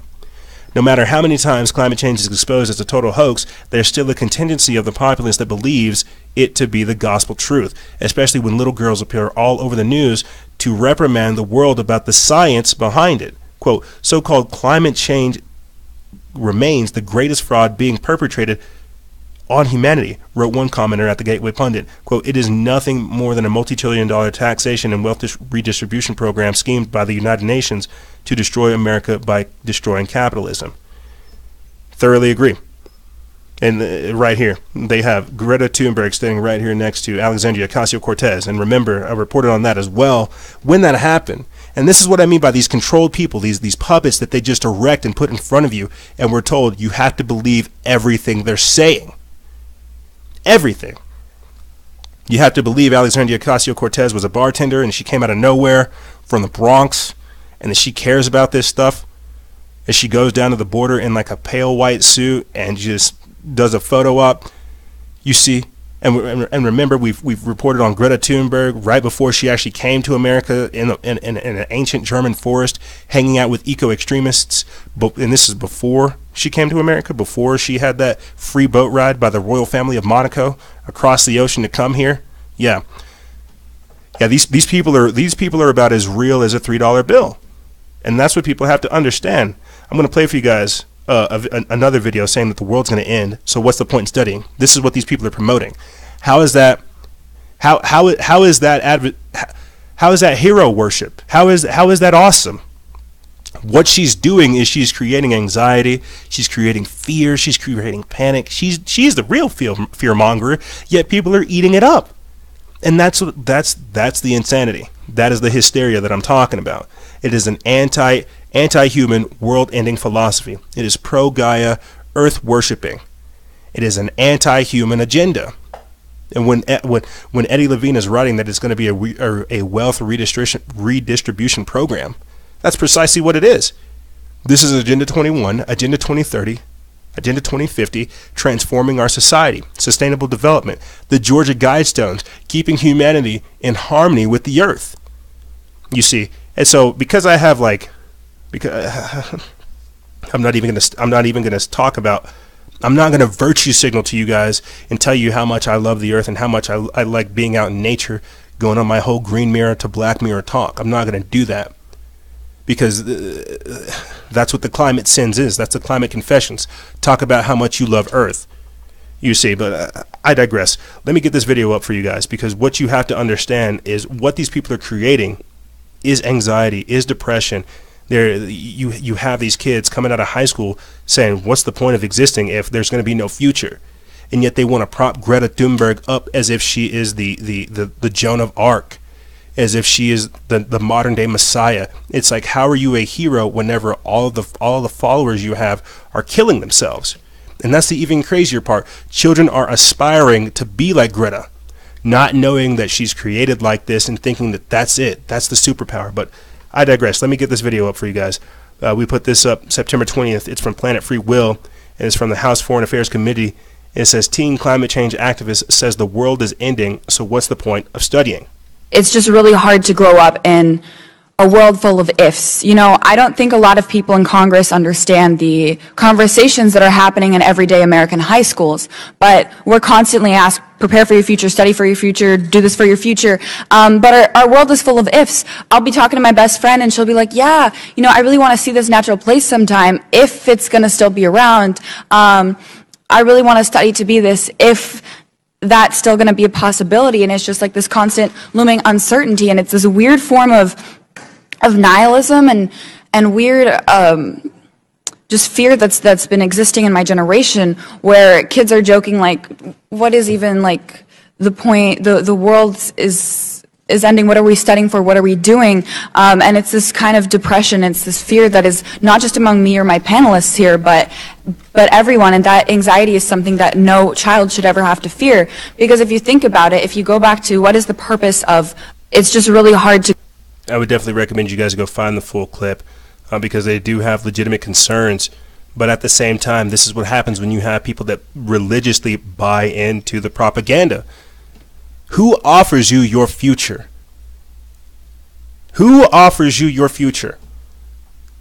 You see, and this is something I really think people have to start talking about, because the education system, it is failing children. I'll say this, and I'll play for you guys this next question. Greta Thunberg was talking about how they're going to watch you, right? How they're watching you.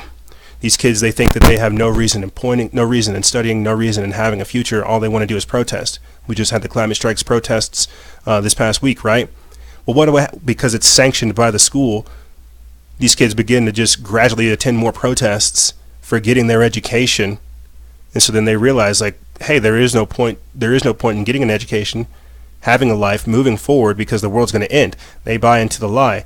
They've now been going to these protests, well, let's say 6 or 7 years, enough to be out of high school, out of college, and maybe thinking about a future, but because they've been so in this radicalized, anti-human, pro-climate change mindset they have no future. They've been radicalized. They gave it over. You see how that works? The school basically sanctioned for them to abdicate their education, and as they participate more and more with these actual protests, they further themselves away from actual society. So again, I ask the question of who offers you your future? Do you? Does Apple offer you your future? Does Google offer you your future? Do all these people offer you your future, or do you pull yourself up by the bootstraps and divine your own future? Yes, it's going to be rough. Don't get anybody wrong. But if you anything that is worth having, you're going to work for it. What's the point of studying? Do you know why you're going to school? So there's a lot of issues that I have with that. But my point behind going off on that little tangent is to show you that in the future, you're going to have people like Greta Thunberg who are going to be standing outside your house throwing bricks inside because they see that you have a nice, happy family, and that you're eating steak, and that you're offering a future for yourself and for your children. But because these people have bought into the lie, they don't want a future. They've bought into the nihilism, into the apathy. It's because they've been programmed to do so. And I can say that because with this next video that I'm going to pull up for you guys, this is of college students thinking that the world is going to end in 12 years. What's the point in trying if you're going to end up dying? No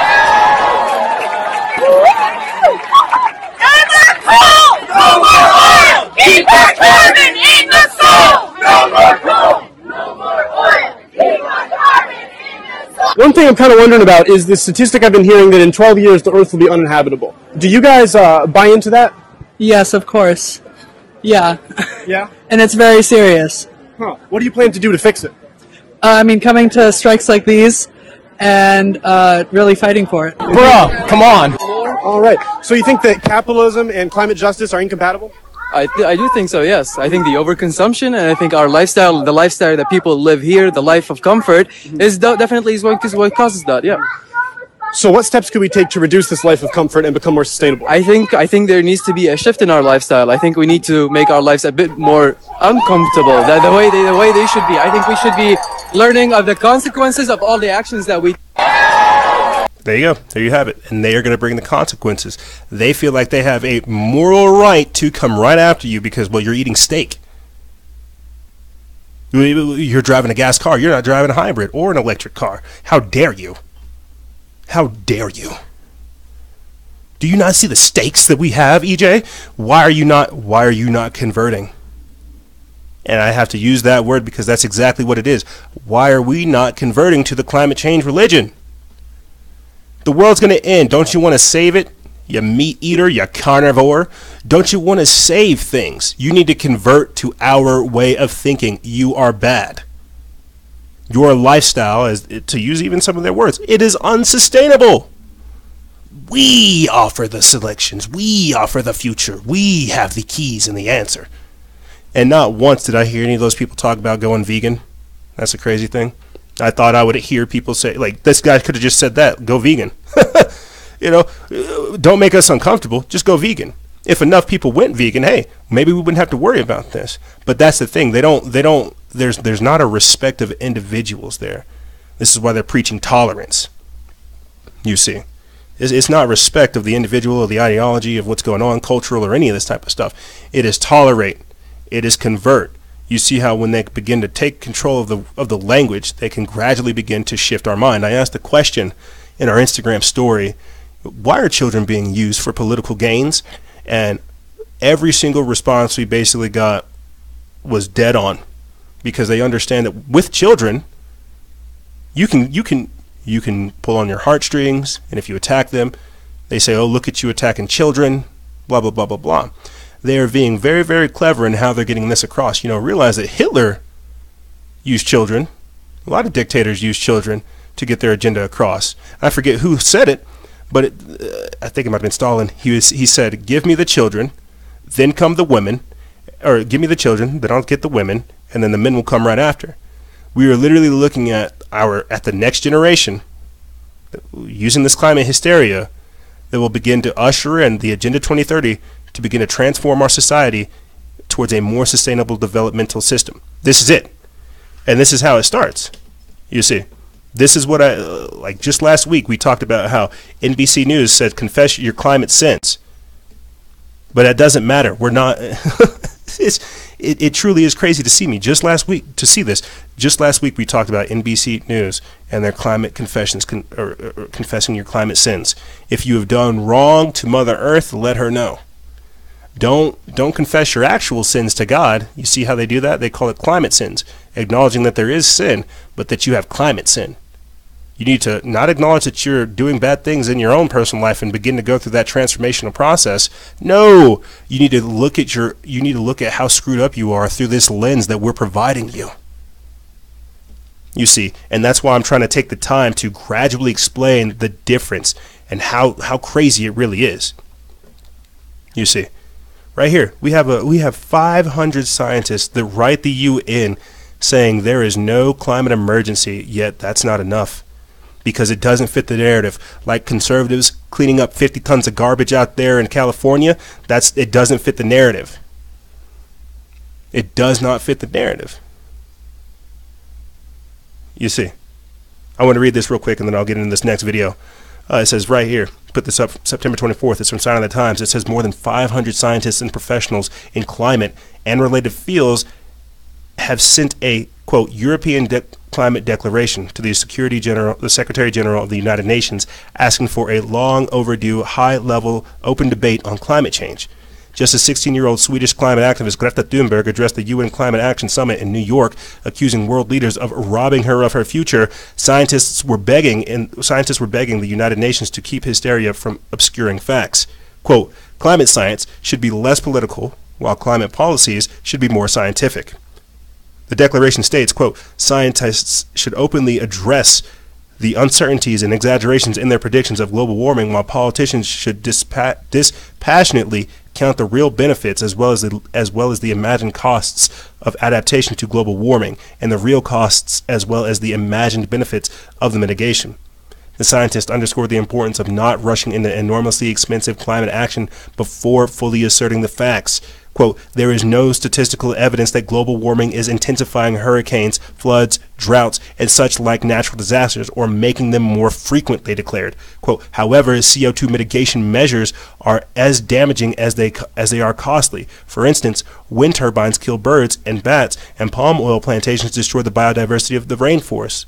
The signatories of the declaration also insists that public policy must respect scientific and economic realities and not just reflect the most fashionable frenzy of the day.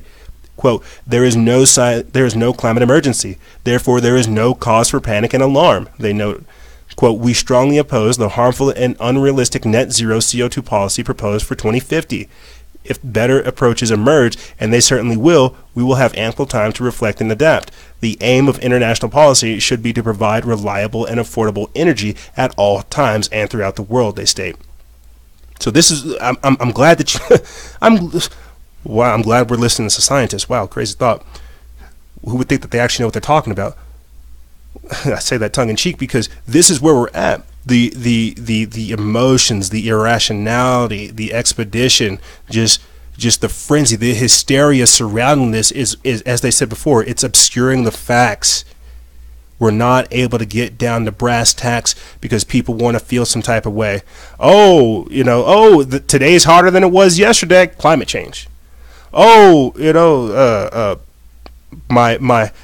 farm, I didn't have a good crop this season. Climate change. No one's admitting the fact that they are literally spraying aluminum, barium, strontium, calcium carbonate, lead, all kinds of other stuff in the sky. Nope. We just want to attribute it to climate change and the detrimental behaviors of humanity. You see, so that's why this is dangerous, is because you have millions on millions of people fired up, demanding climate action. Then you have politicians, Congresswoman Alexandria Ocasio-Cortez, whipping the country and the next generation into a political frenzy about the Green New Deal, saying you don't care about Earth, you don't care about these things. And you've got to understand, gang, there are children in school already because, what is it, like an inconvenient truth, I think? It's like an inconvenient truth, and there's Fahrenheit 451. There's a few other movies that we saw whenever we were kids that tried to start this whole climate change agenda, right, to make you feel bad about the polar bears and the ice caps melting and stuff like this. You have to understand that there are other people out there that consume this type of information that aren't like me. They're gonna see this and they're gonna feel bad, and then they're gonna go home and they're gonna cry and they're gonna feel bad as their parents serve them steak and that they have air conditioner and that they're taken care of and that they're loved. And then they're going to think about the poor kids in Africa and about that poor starving polar bear, and then they're going to start to hate themselves, and then they're going to go after mommy and daddy, and then they're going to become a rebel, and then they're going to realize that what they're rebelling against is the very same thing that they were actually pushing for. And so this is the crazy delusion that people are going to be under, bro. I'm telling you. And when they've been whipped into this frenzy, when they do not want to hear the truth, they are going to see you as an enemy and come after you. I am really, really trying to get you guys to understand that point. And the frenzy, the feeding frenzy on climate change deniers that we saw this week is just a prologue to what we're going to be seeing in the future. I just hope that there's no hardcore repercussions of it. But check this out. Pro-abortion Joy Behar, the host of The View, co-host of The View, says that grandparents who deny climate change don't love their grandchildren. It's like, who says this type of stuff? Who says these types of things? But here, let's take a listen. Well, the children, some of them are really very sensitive to what's going on, and grown-ups. I mean, some of these people who are denying climate change, they're going to be dead, and they don't care apparently about their grandchildren. They only care about their 401ks. And this kid is calling them on it, and it's disgusting. I don't think that's fair to say they don't care about their own grandkids. I don't think that's what it looks like to me. Well, this is that's what it looks like. Maybe all going to guilt tripping might work. We're all going to be killed off. It might. Well, I agree with Joy in the sense that grandparents don't love their grandchildren. Kids are do you understand how that sounds to people when they want to have a rational conversation about climate change? And you say, you know what, your grandparents, you don't love your grandchildren enough. Well, I don't know think that's about a productive way I stand for us by to that. move- I stand by it. I do. We'll be right back. See, I don't watch The View, but the co-host Abby Huntsman right there is the exact reason why. Because that's not an appropriate way to handle stuff like this. You just have people saying inflammatory stuff, not wanting to get caught. She said it right there. Guilt tripping might work. Guilt tripping might work. What are you guys trying to have us believe? Like, legit, like, what are these people trying to have us believe? That they have the keys, that they know the answers? It's like, you're not even doing these things. That's why this is dangerous. It's because you have people being whipped into a fervor, a political and emotional fervor. The worst, you have masses of people that are just getting angry because we're not believing the lie that they've bought. I guess because I look at where the masses are going and I start to think for myself, oh my gosh, what a crazy concept, that I don't think that we should be doing what these people are doing. The masses don't know what they're doing. They want to be ruled. They want to be controlled. You see what I'm saying? These people don't understand what they're advocating for. And for Joy Behar to say, hey, these grandparents that don't believe in climate change, they don't love their grandkids. Who says stuff like that? Who says things like that? And then I'm going to play for you guys another clip too, where we're talking about the 2020 Democrat presidential candidate, Tim Ryan. He was asked a question about overpopulation in relation to climate change. Well, hold on now. Before I address that, didn't Bernie Sanders say that the best way to address overpopulation is abortion? If you care about the earth, kill yourself? And so now here's where we're at. This is what the climate change thing is creating. You see, this is why I had to start this whole episode with the quantum supremacy, the influence of technology, social engineering, behavior modification, and things of this nature, because people have already been given over. They've already been programmed.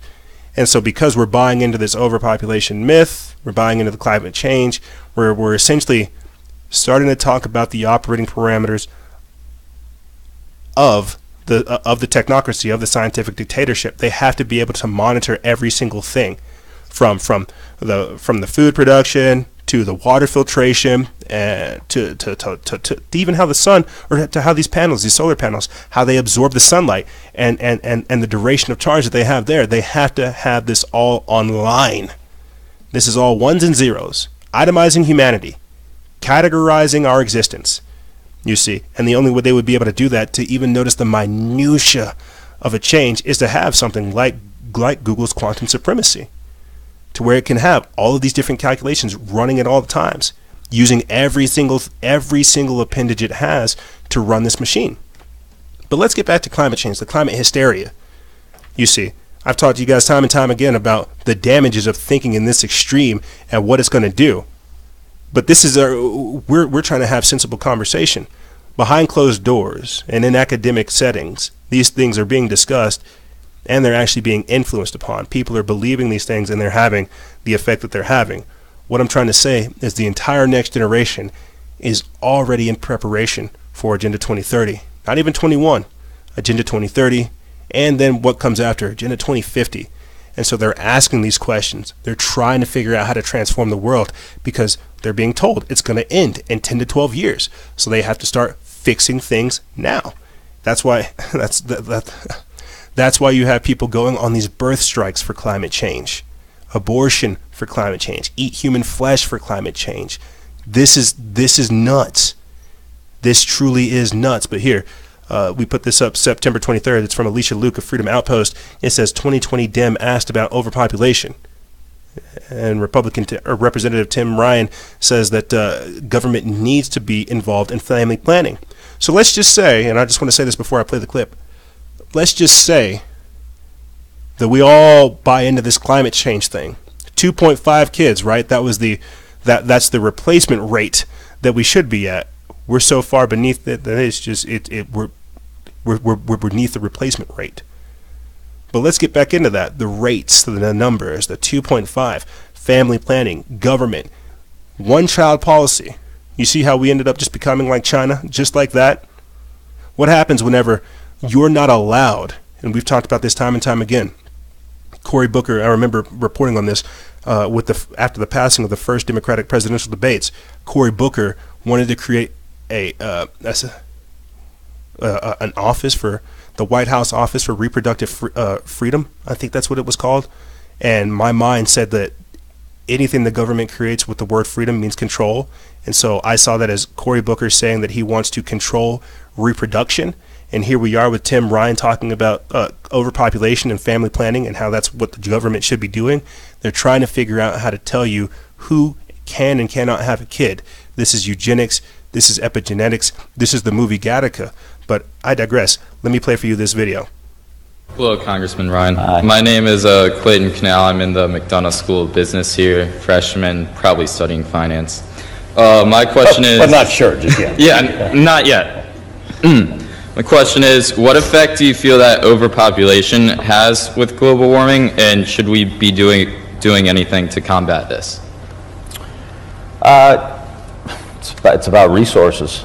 So yeah, I mean, I think we should be active again with international agencies within the State Department. Now the President wants to cut the State Department budget dramatically.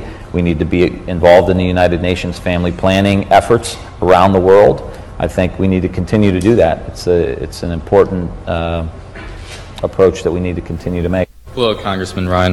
My name is Clayton. It's sketchy, because who's gonna say who has the right to live and die?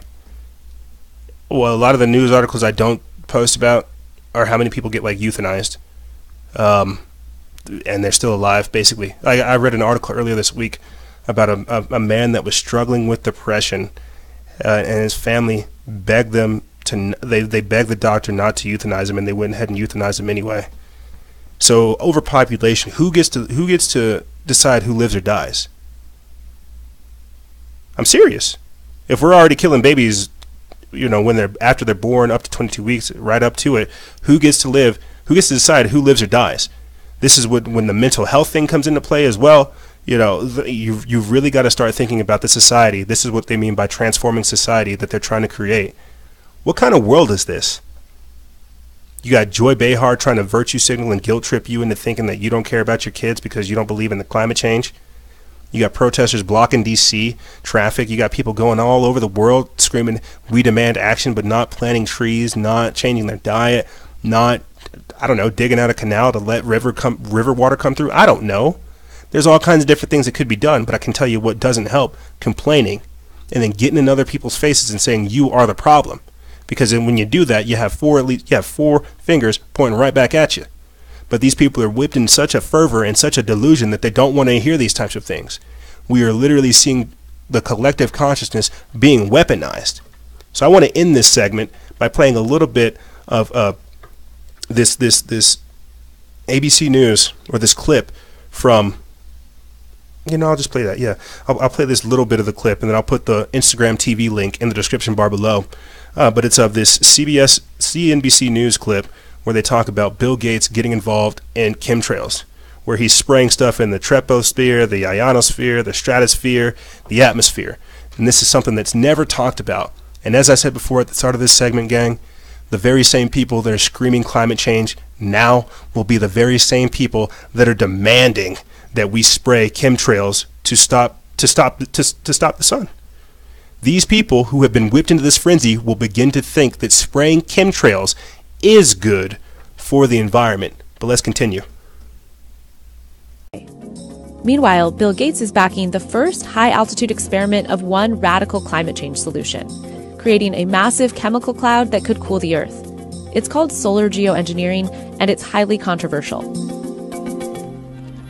How long will it be that countries keep experiencing these climate impacts before someone gets desperate and says, hey, we need to cool the planet with solar geoengineering? It would look something like this. Thousands of planes would fly very high and use nozzles to inject millions of tons of light-reflecting particles into the stratosphere. It would create a thin chemical cloud of those particles around the whole planet, blocking some sunlight from reaching the surface. It would mimic a giant volcanic eruption, which we know cools the Earth. Back in 1991, Mount Pinatubo erupted in the Philippines. It was the largest eruption to affect a densely populated area, creating avalanches and giant mud flows that left more than 700 dead and 30,000 homeless. It also Meanwhile, Crazy. Bill Gates is backing the first. If you guys want to see the full clip, like I said, I'll put that in the description bar below. It's also located on our Instagram TV channel where we talk about basically that. CNBC News doing like a promotional trailer for chemtrails brought to you by Bill Gates. And we've talked about this time and time again, him teaming up with Harvard to spray calcium carbonate in the sky to do just that, to reflect sunlight.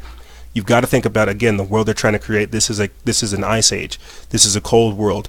This is one where they're trying to control everything. This is not a world built on love, abundance, light, positivity, happiness.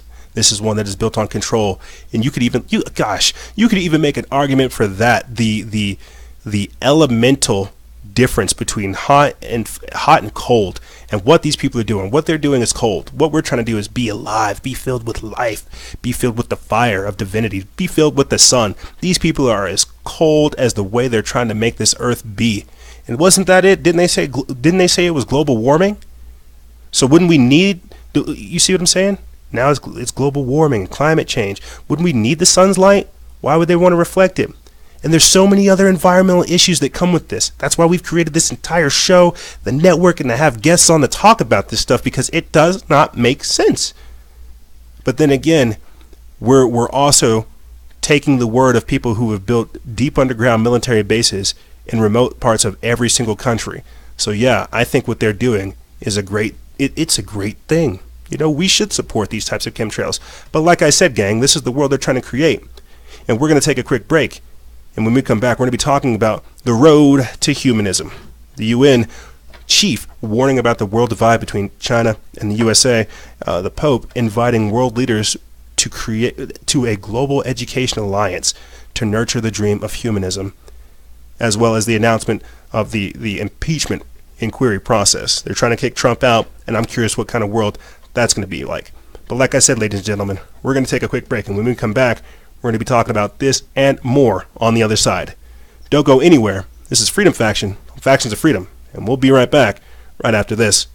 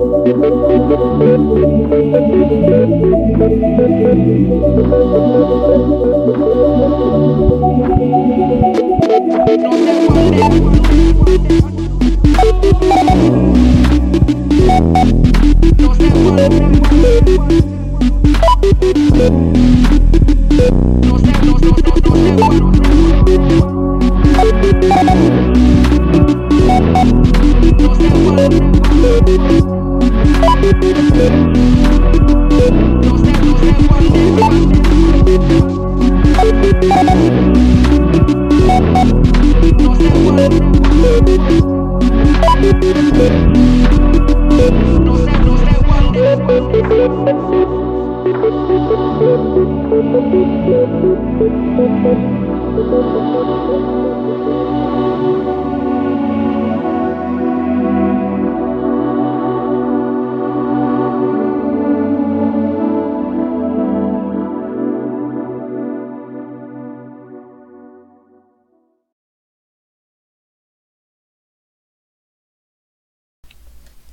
right. We're back.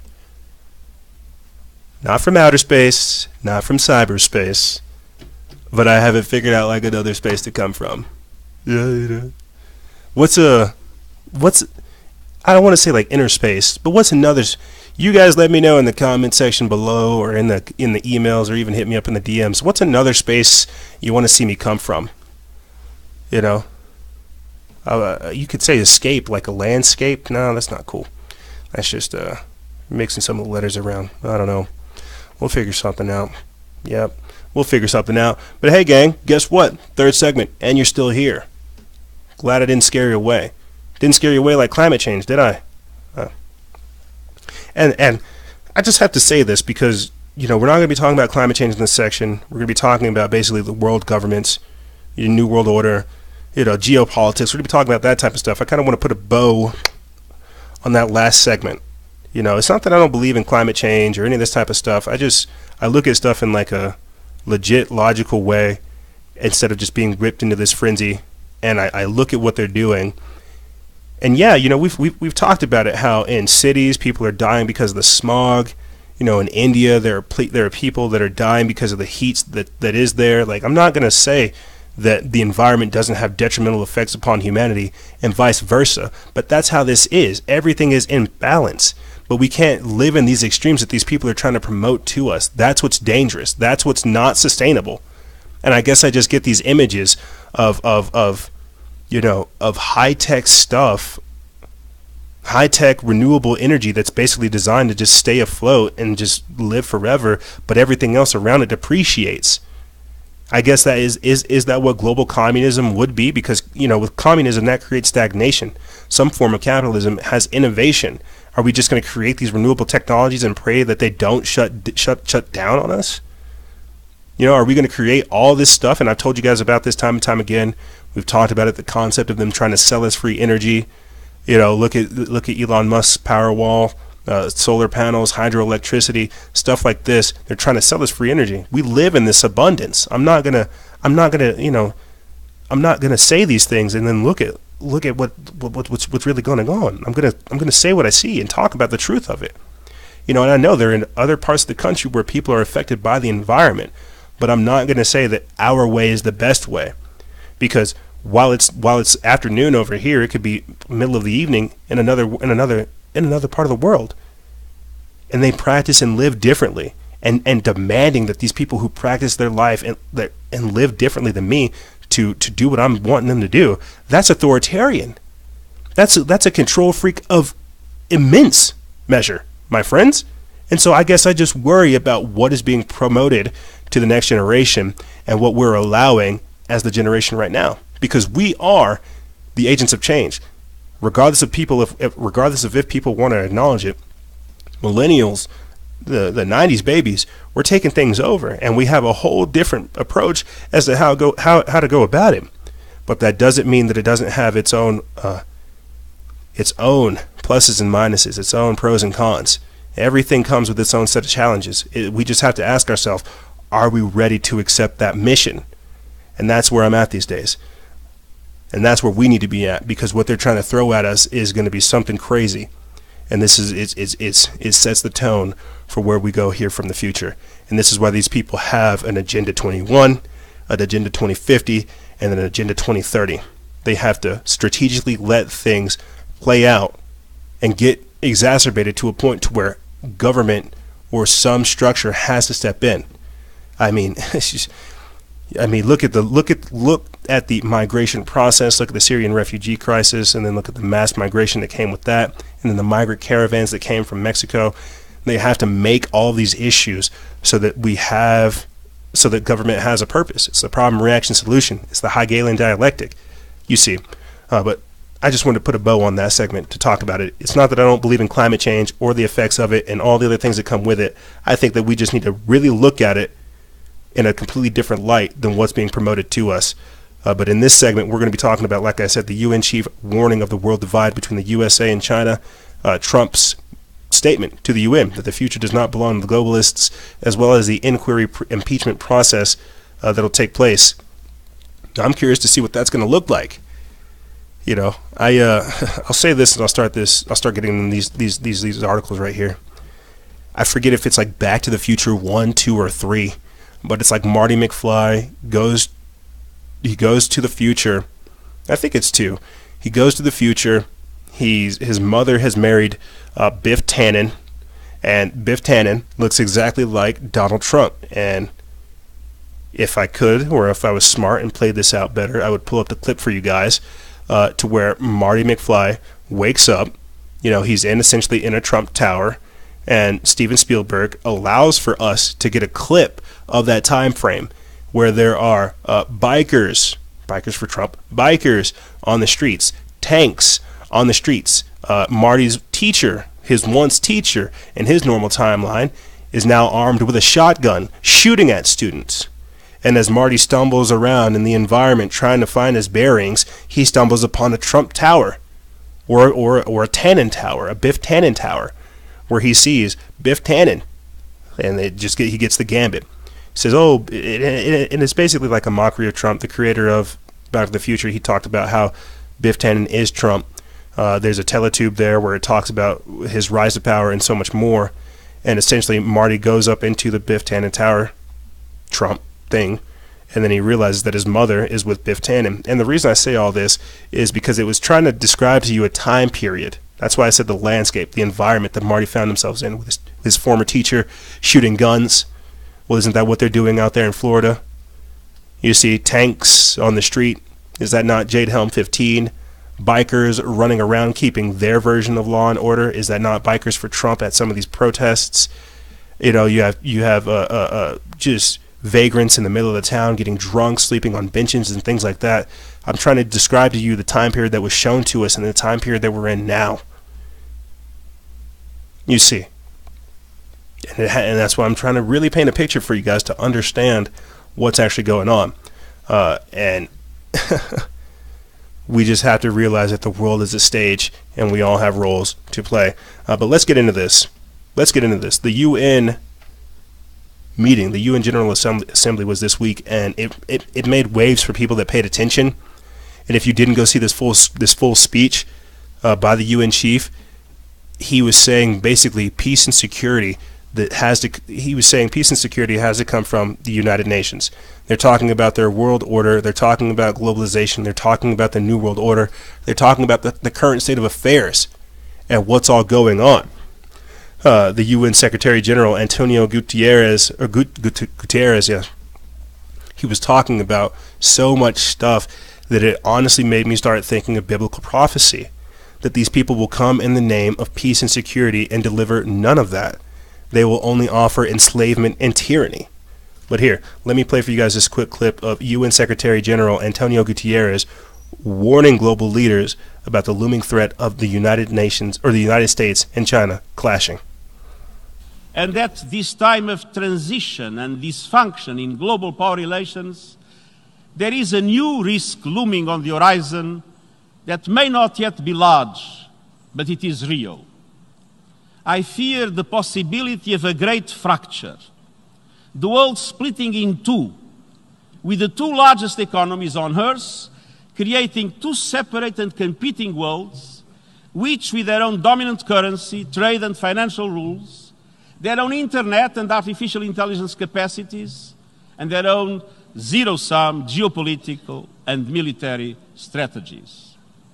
The climate emergency is a race we are losing, but it is a race we can win if we change our ways now. Even our language has to adapt. What once was called climate change is now truly a climate crisis. And what was once called global warming, and at this time of transition and dysfunction in global power relations, there is a great fracturing taking place. A great fracturing taking place. You even heard Republican Tim Ryan talk, or Representative Tim Ryan talking about it. Now it's about resources. And you just heard right there, UN Secretary General Antonio Guterres talking about how we are in a climate emergency, the climate crisis, this great fracturing, and if we are ever to survive, we must transform our ways. You know who doesn't abide by any of this climate change nonsense? China. Yep. China does not allow climate change protests. Could you imagine little Greta Thunberg going over there to China to tell Xi Jinping, how dare you do what you do? Or to go to any Asian nation and tell them, how dare you guys do what you do? These are the greatest polluters of the entire world. You have people within China that have to walk around with masks because the pollution is so bad. That's where the real issue is coming from. Although, in all fairness, I did see them create this giant air purifier, which seemed pretty cool, but I don't have a post for that. What I'm trying to say is, this is the great fracturing. Freedom or tyranny, freedom or submission, obedience to the United Nations, their Sustainable Development Goals, the SDGs that they're trying to abide by, or the freedom that each individual nation has to exist on its own, you see. I'm going to play for you guys this clip of Donald Trump saying that the future does not belong to globalists, it belongs to nationalists. And this great fracturing that we're hearing, right? The stage that's being set. I've talked about this time and time again, how these extremes that we're living in, nationalism versus globalism and things like this, how it will bring forth regionalism. We cannot live this way. You cannot have people like Donald Trump go into the the United Nations General Assembly talking smack essentially to their face, saying you guys ain't gonna run nothing. We can't live that way. As nice as it is to have it, the world is too interconnected to be isolated, to be individualized, and it will bring forth the regionalism. But here, let me play for you guys this quick clip of Donald Trump going to the UN, addressing them, saying that the future does not belong to globalists. You see, if you want freedom, take pride in your country. If you want democracy, hold on to your sovereignty. And if you want peace, love your nation. Wise leaders always put the good of their own people and their own country first. The future does not belong to globalists. The future belongs to patriots. The future belongs to sovereign and independent nations who protect their citizens, respect their neighbors, and honor the differences that make each country special and unique. It is why we in the United States have embarked on an exciting program of national renewal. In everything we do, we see, if you want freedom. National renewal. I would definitely tell you guys to go check it out. This article that I'm going to get into, it comes from Graham Noble via Liberty Nation. Tyler Durden over there at the Zero Hedge posted it September 24th. It says, President Donald Trump delivered a measured speech to the United Nations General Assembly this morning. Ever the showman who usually likes to go off script, Trump was almost painfully presidential. The UN, after all, is not the forum for off-the-cuff remarks. The speech was wide-ranging, but the overriding theme was the importance of national pride and sovereignty to every country. The future, Trump told the Assembly, quote, does not belong to the globalists. In addition to providing an overview of America's foreign policy changes, the president berated China for its unfair trade practices and its violations of obligations made to the people of Hong Kong. He called for the empowerment of women and the rights of the LGBTQ community to be protected. I just want to say real quick, if you guys read over Agenda 2030, that's exactly what it is. Women empowerment and inclusivity, and then empowering children and all this other stuff. But continuing on, it says, taking aim at the World Trade Organization for admitting China, Trump pointed out that 60,000 American factories have closed since China became a member state. Quote, the World Trade Organization needs drastic change, the president said. Quote, the second largest economy in the world should not be permitted to declare itself a developing country in order to gain the system at others' expense. Trump also singled out the governments of Iran and Venezuela. Of the former, the president made it clear that the U.S. sanctions would not be lifted while the Iranian government continues its aggressive behavior. At the same time, the U.S. leader expressed sympathy and support for the Iranian people. Such a distinction is important.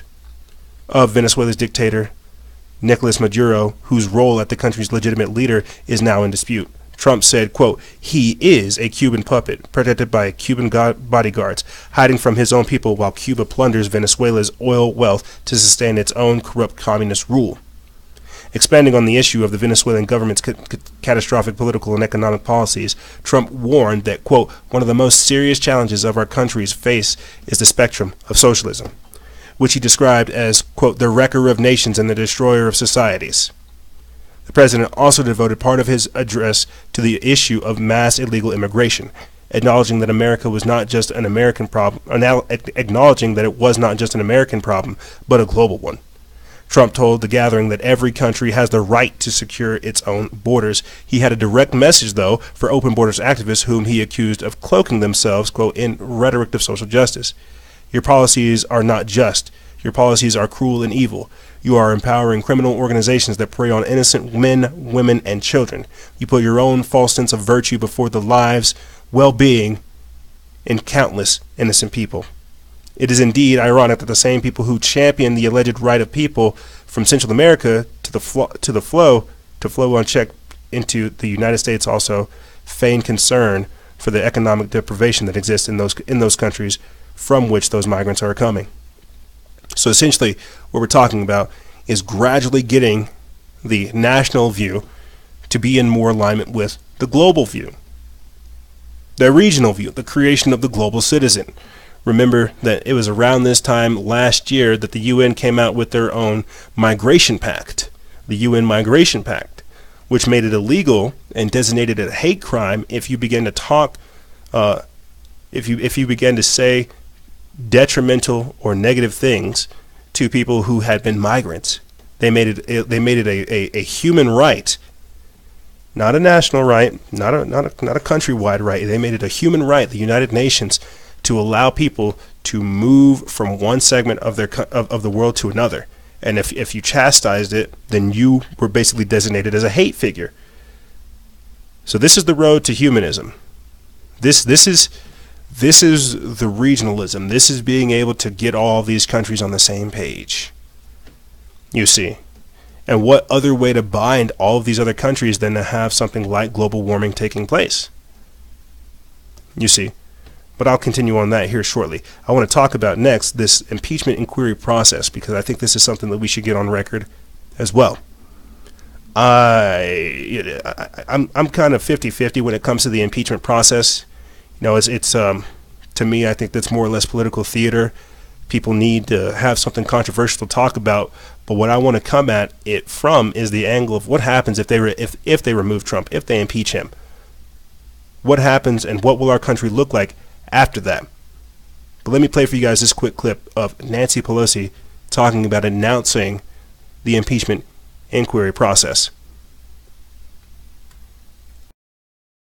In our committees and litigating in the courts, so the House can gather all the relevant facts and consider whether to exercise its full Article I powers, including a constitutional power of the utmost gravity, approval of articles of impeachment. And this week, the President has admitted to asking the President of Ukraine to take actions which would benefit him politically.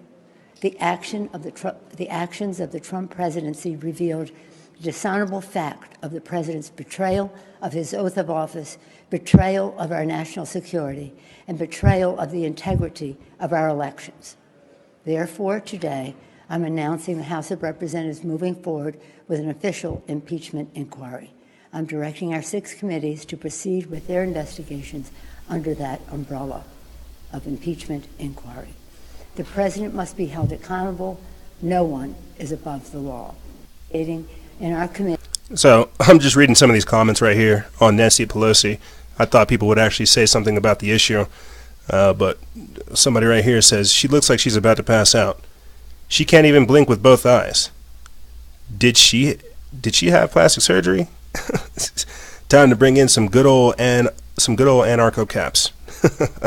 But basically what this is they're trying to basically impeach Trump. They want to get him out of office. So everything they've been talking about since he's gone into office. And love him or hate him, feel however you want regarding Trump, there's something going on in the country that he has only done that Hillary Clinton could not have done. And as I've said time and time again, we were not evil enough for Hillary Clinton, but I can tell you we are gradually getting to that point. But what's the point behind impeaching Trump? What would happen afterwards? Put in Mike Pence? Put in somebody else? You see, what happens with this, if you ask me, I think this is the best way to kind of summarize this. If they get Trump out of office, not only will Republicans and conservatives and people on the right, will they riot, but so will people on the left, because they'll be fired up, they'll be excited, they'll think that they have all the right to continue to do this. It may not seem like it, but this is one of the most historical political upsets of modern times. And the ramifications of this political upset are still being felt today. Could you imagine what would happen if these people were able to impeach Trump and he wasn't able to become president in 2020, run again? Who would they pick up out of these? Andrew Yang, he's polling at like 1% right now. Tulsi Gabbard, Cory Booker, Kamala Harris is about to pack up and leave. Who are they going to replace this person with? And there's a Christian prophecy that says we're only going to have 45 American presidents. As a country, like, America's only going to have 45 presidents, and then after that, like, there's nothing else. So my mind begins to start thinking in that prophetic sense of what's happening to Mystery Babylon, what is happening to America, what is happening to our country. Yeah, sure, impeach him. Then what?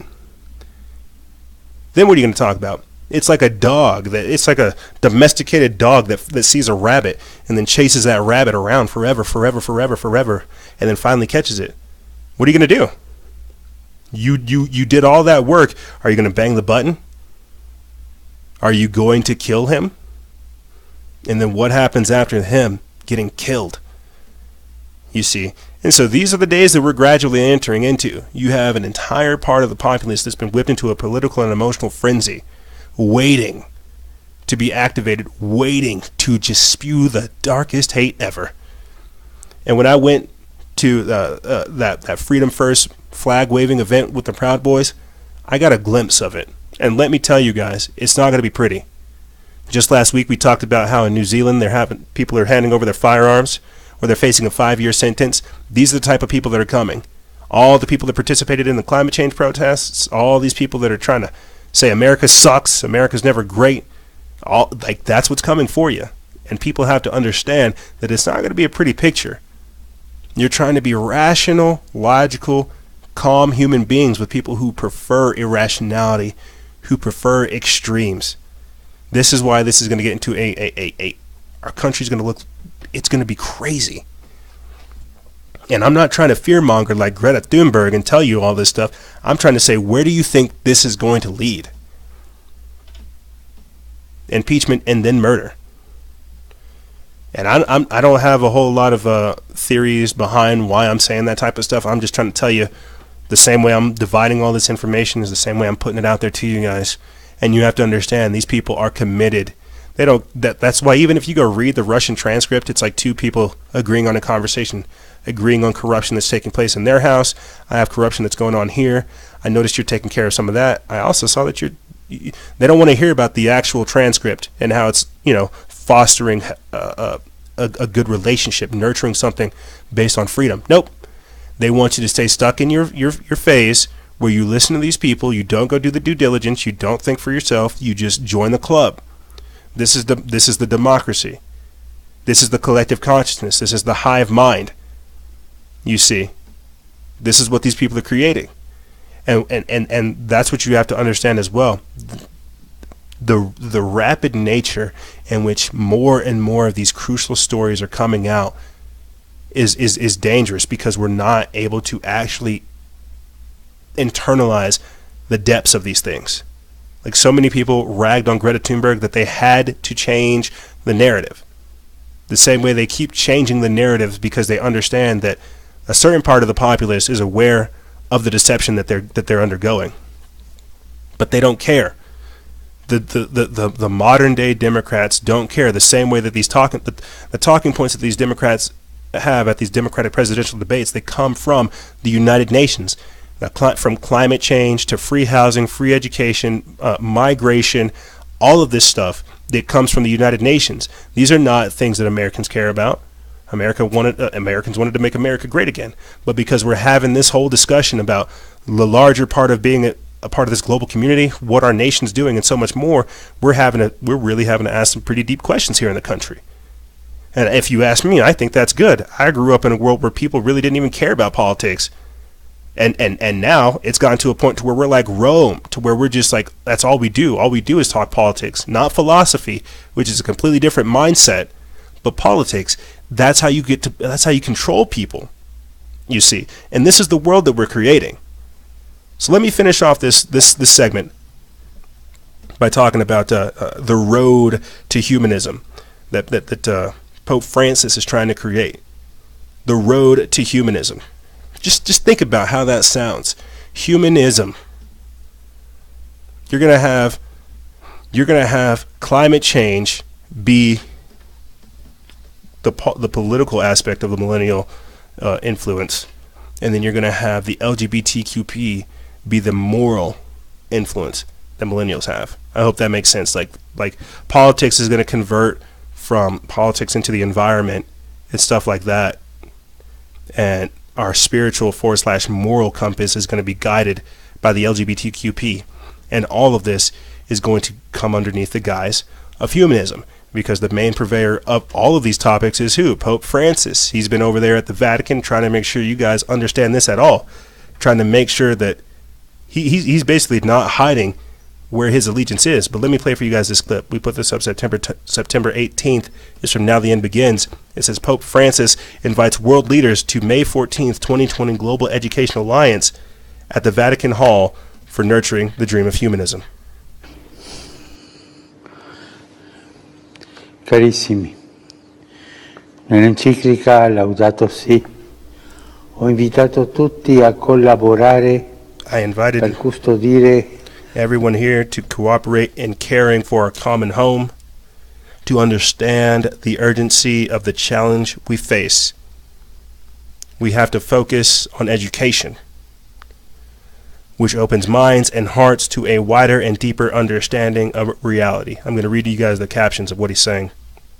We need a global compact on education aimed at developing a new universal solidarity and a new humanism.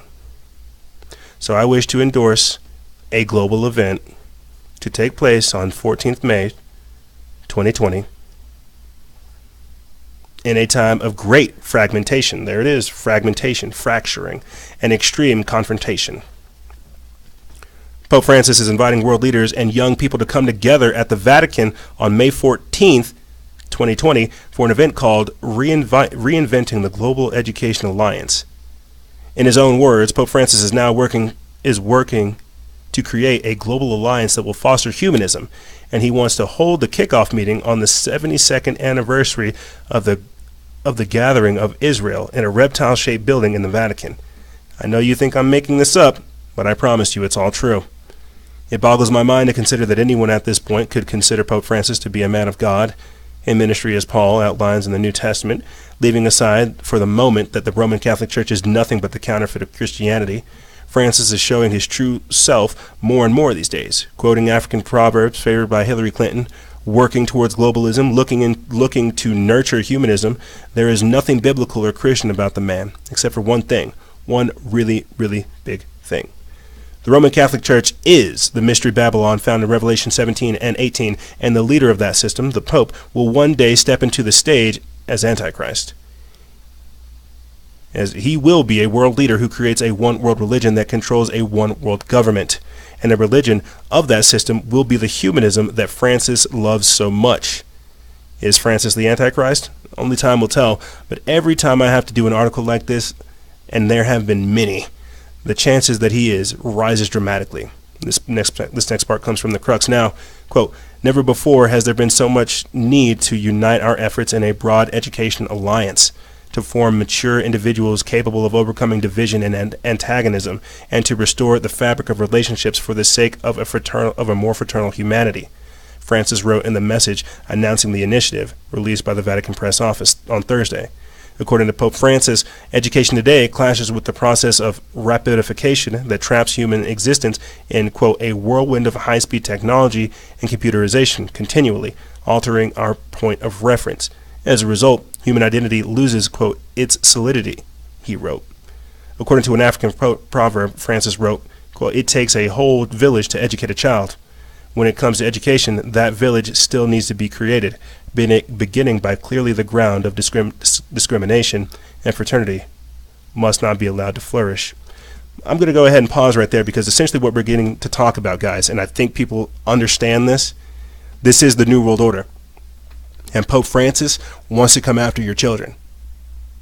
You already see them coming after them. I made a joke the other day that what we will see, we will have to see like a transhuman cyborg baby. The same way that with Greta Thunberg, because she has autism and Asperger's and things like this, you have somebody fighting the climate change agenda. You got David Hogg coming after your guns. That's an agenda as well. You have Desmond the Amazing, another child that's been molested, sexualized. These are all the agendas. They need a transhuman cyborg baby for the machine part of it. You see, and the reason they need the children is because they can, once they have them, all they have to do is wait for the next generation of mothers and then the men to go right after them. That's why you have all these incels and these cucks going to these protests trying to get laid. Give them the children, then they'll get the women, and then the men will follow. This is the road to humanism. They have to create so much political strife, so much chaos and contention, that using the Hegelian dialectic, they will come through and offer the solution. The very same education system that has created this fracturing that he's talking about, that they're trying to come through and create a whole new one, a global education, you see, a global citizen. This is the New World Order. This is the technocracy. This is the scientific dictatorship. This is how they're going to use children to install their agenda. I asked this question before, and I'll say this and I'll start shutting stuff down for you guys. I asked this question before on Instagram Live. Am I turning people away from the Antichrist, or am I turning them to them? These are the questions I have to ask myself. Am I delivering you to the Matrix, or am I pulling you out? Every week that we come here and we get more and more sucked up into this, ask yourself this: Are we diving deeper into the Matrix, or are we pulling out? This is our commission. The next generation, will we have the tools to be able to help them pull themselves out from it, because they're already trying? That education is everything that we talked about beforehand, gang. They're trying to brainwash the next generation into thinking that the previous generation is the problem and that the next generation has a solution. They want to disconnect them from us so that we don't even have a chance to reach them. This is the road to humanism, and this is what happens when we let authoritarians tell us how to live. So I ask the question again: who gives you your future? This is Algorithmic Governance, Climate Hysteria, and the Road to Humanism.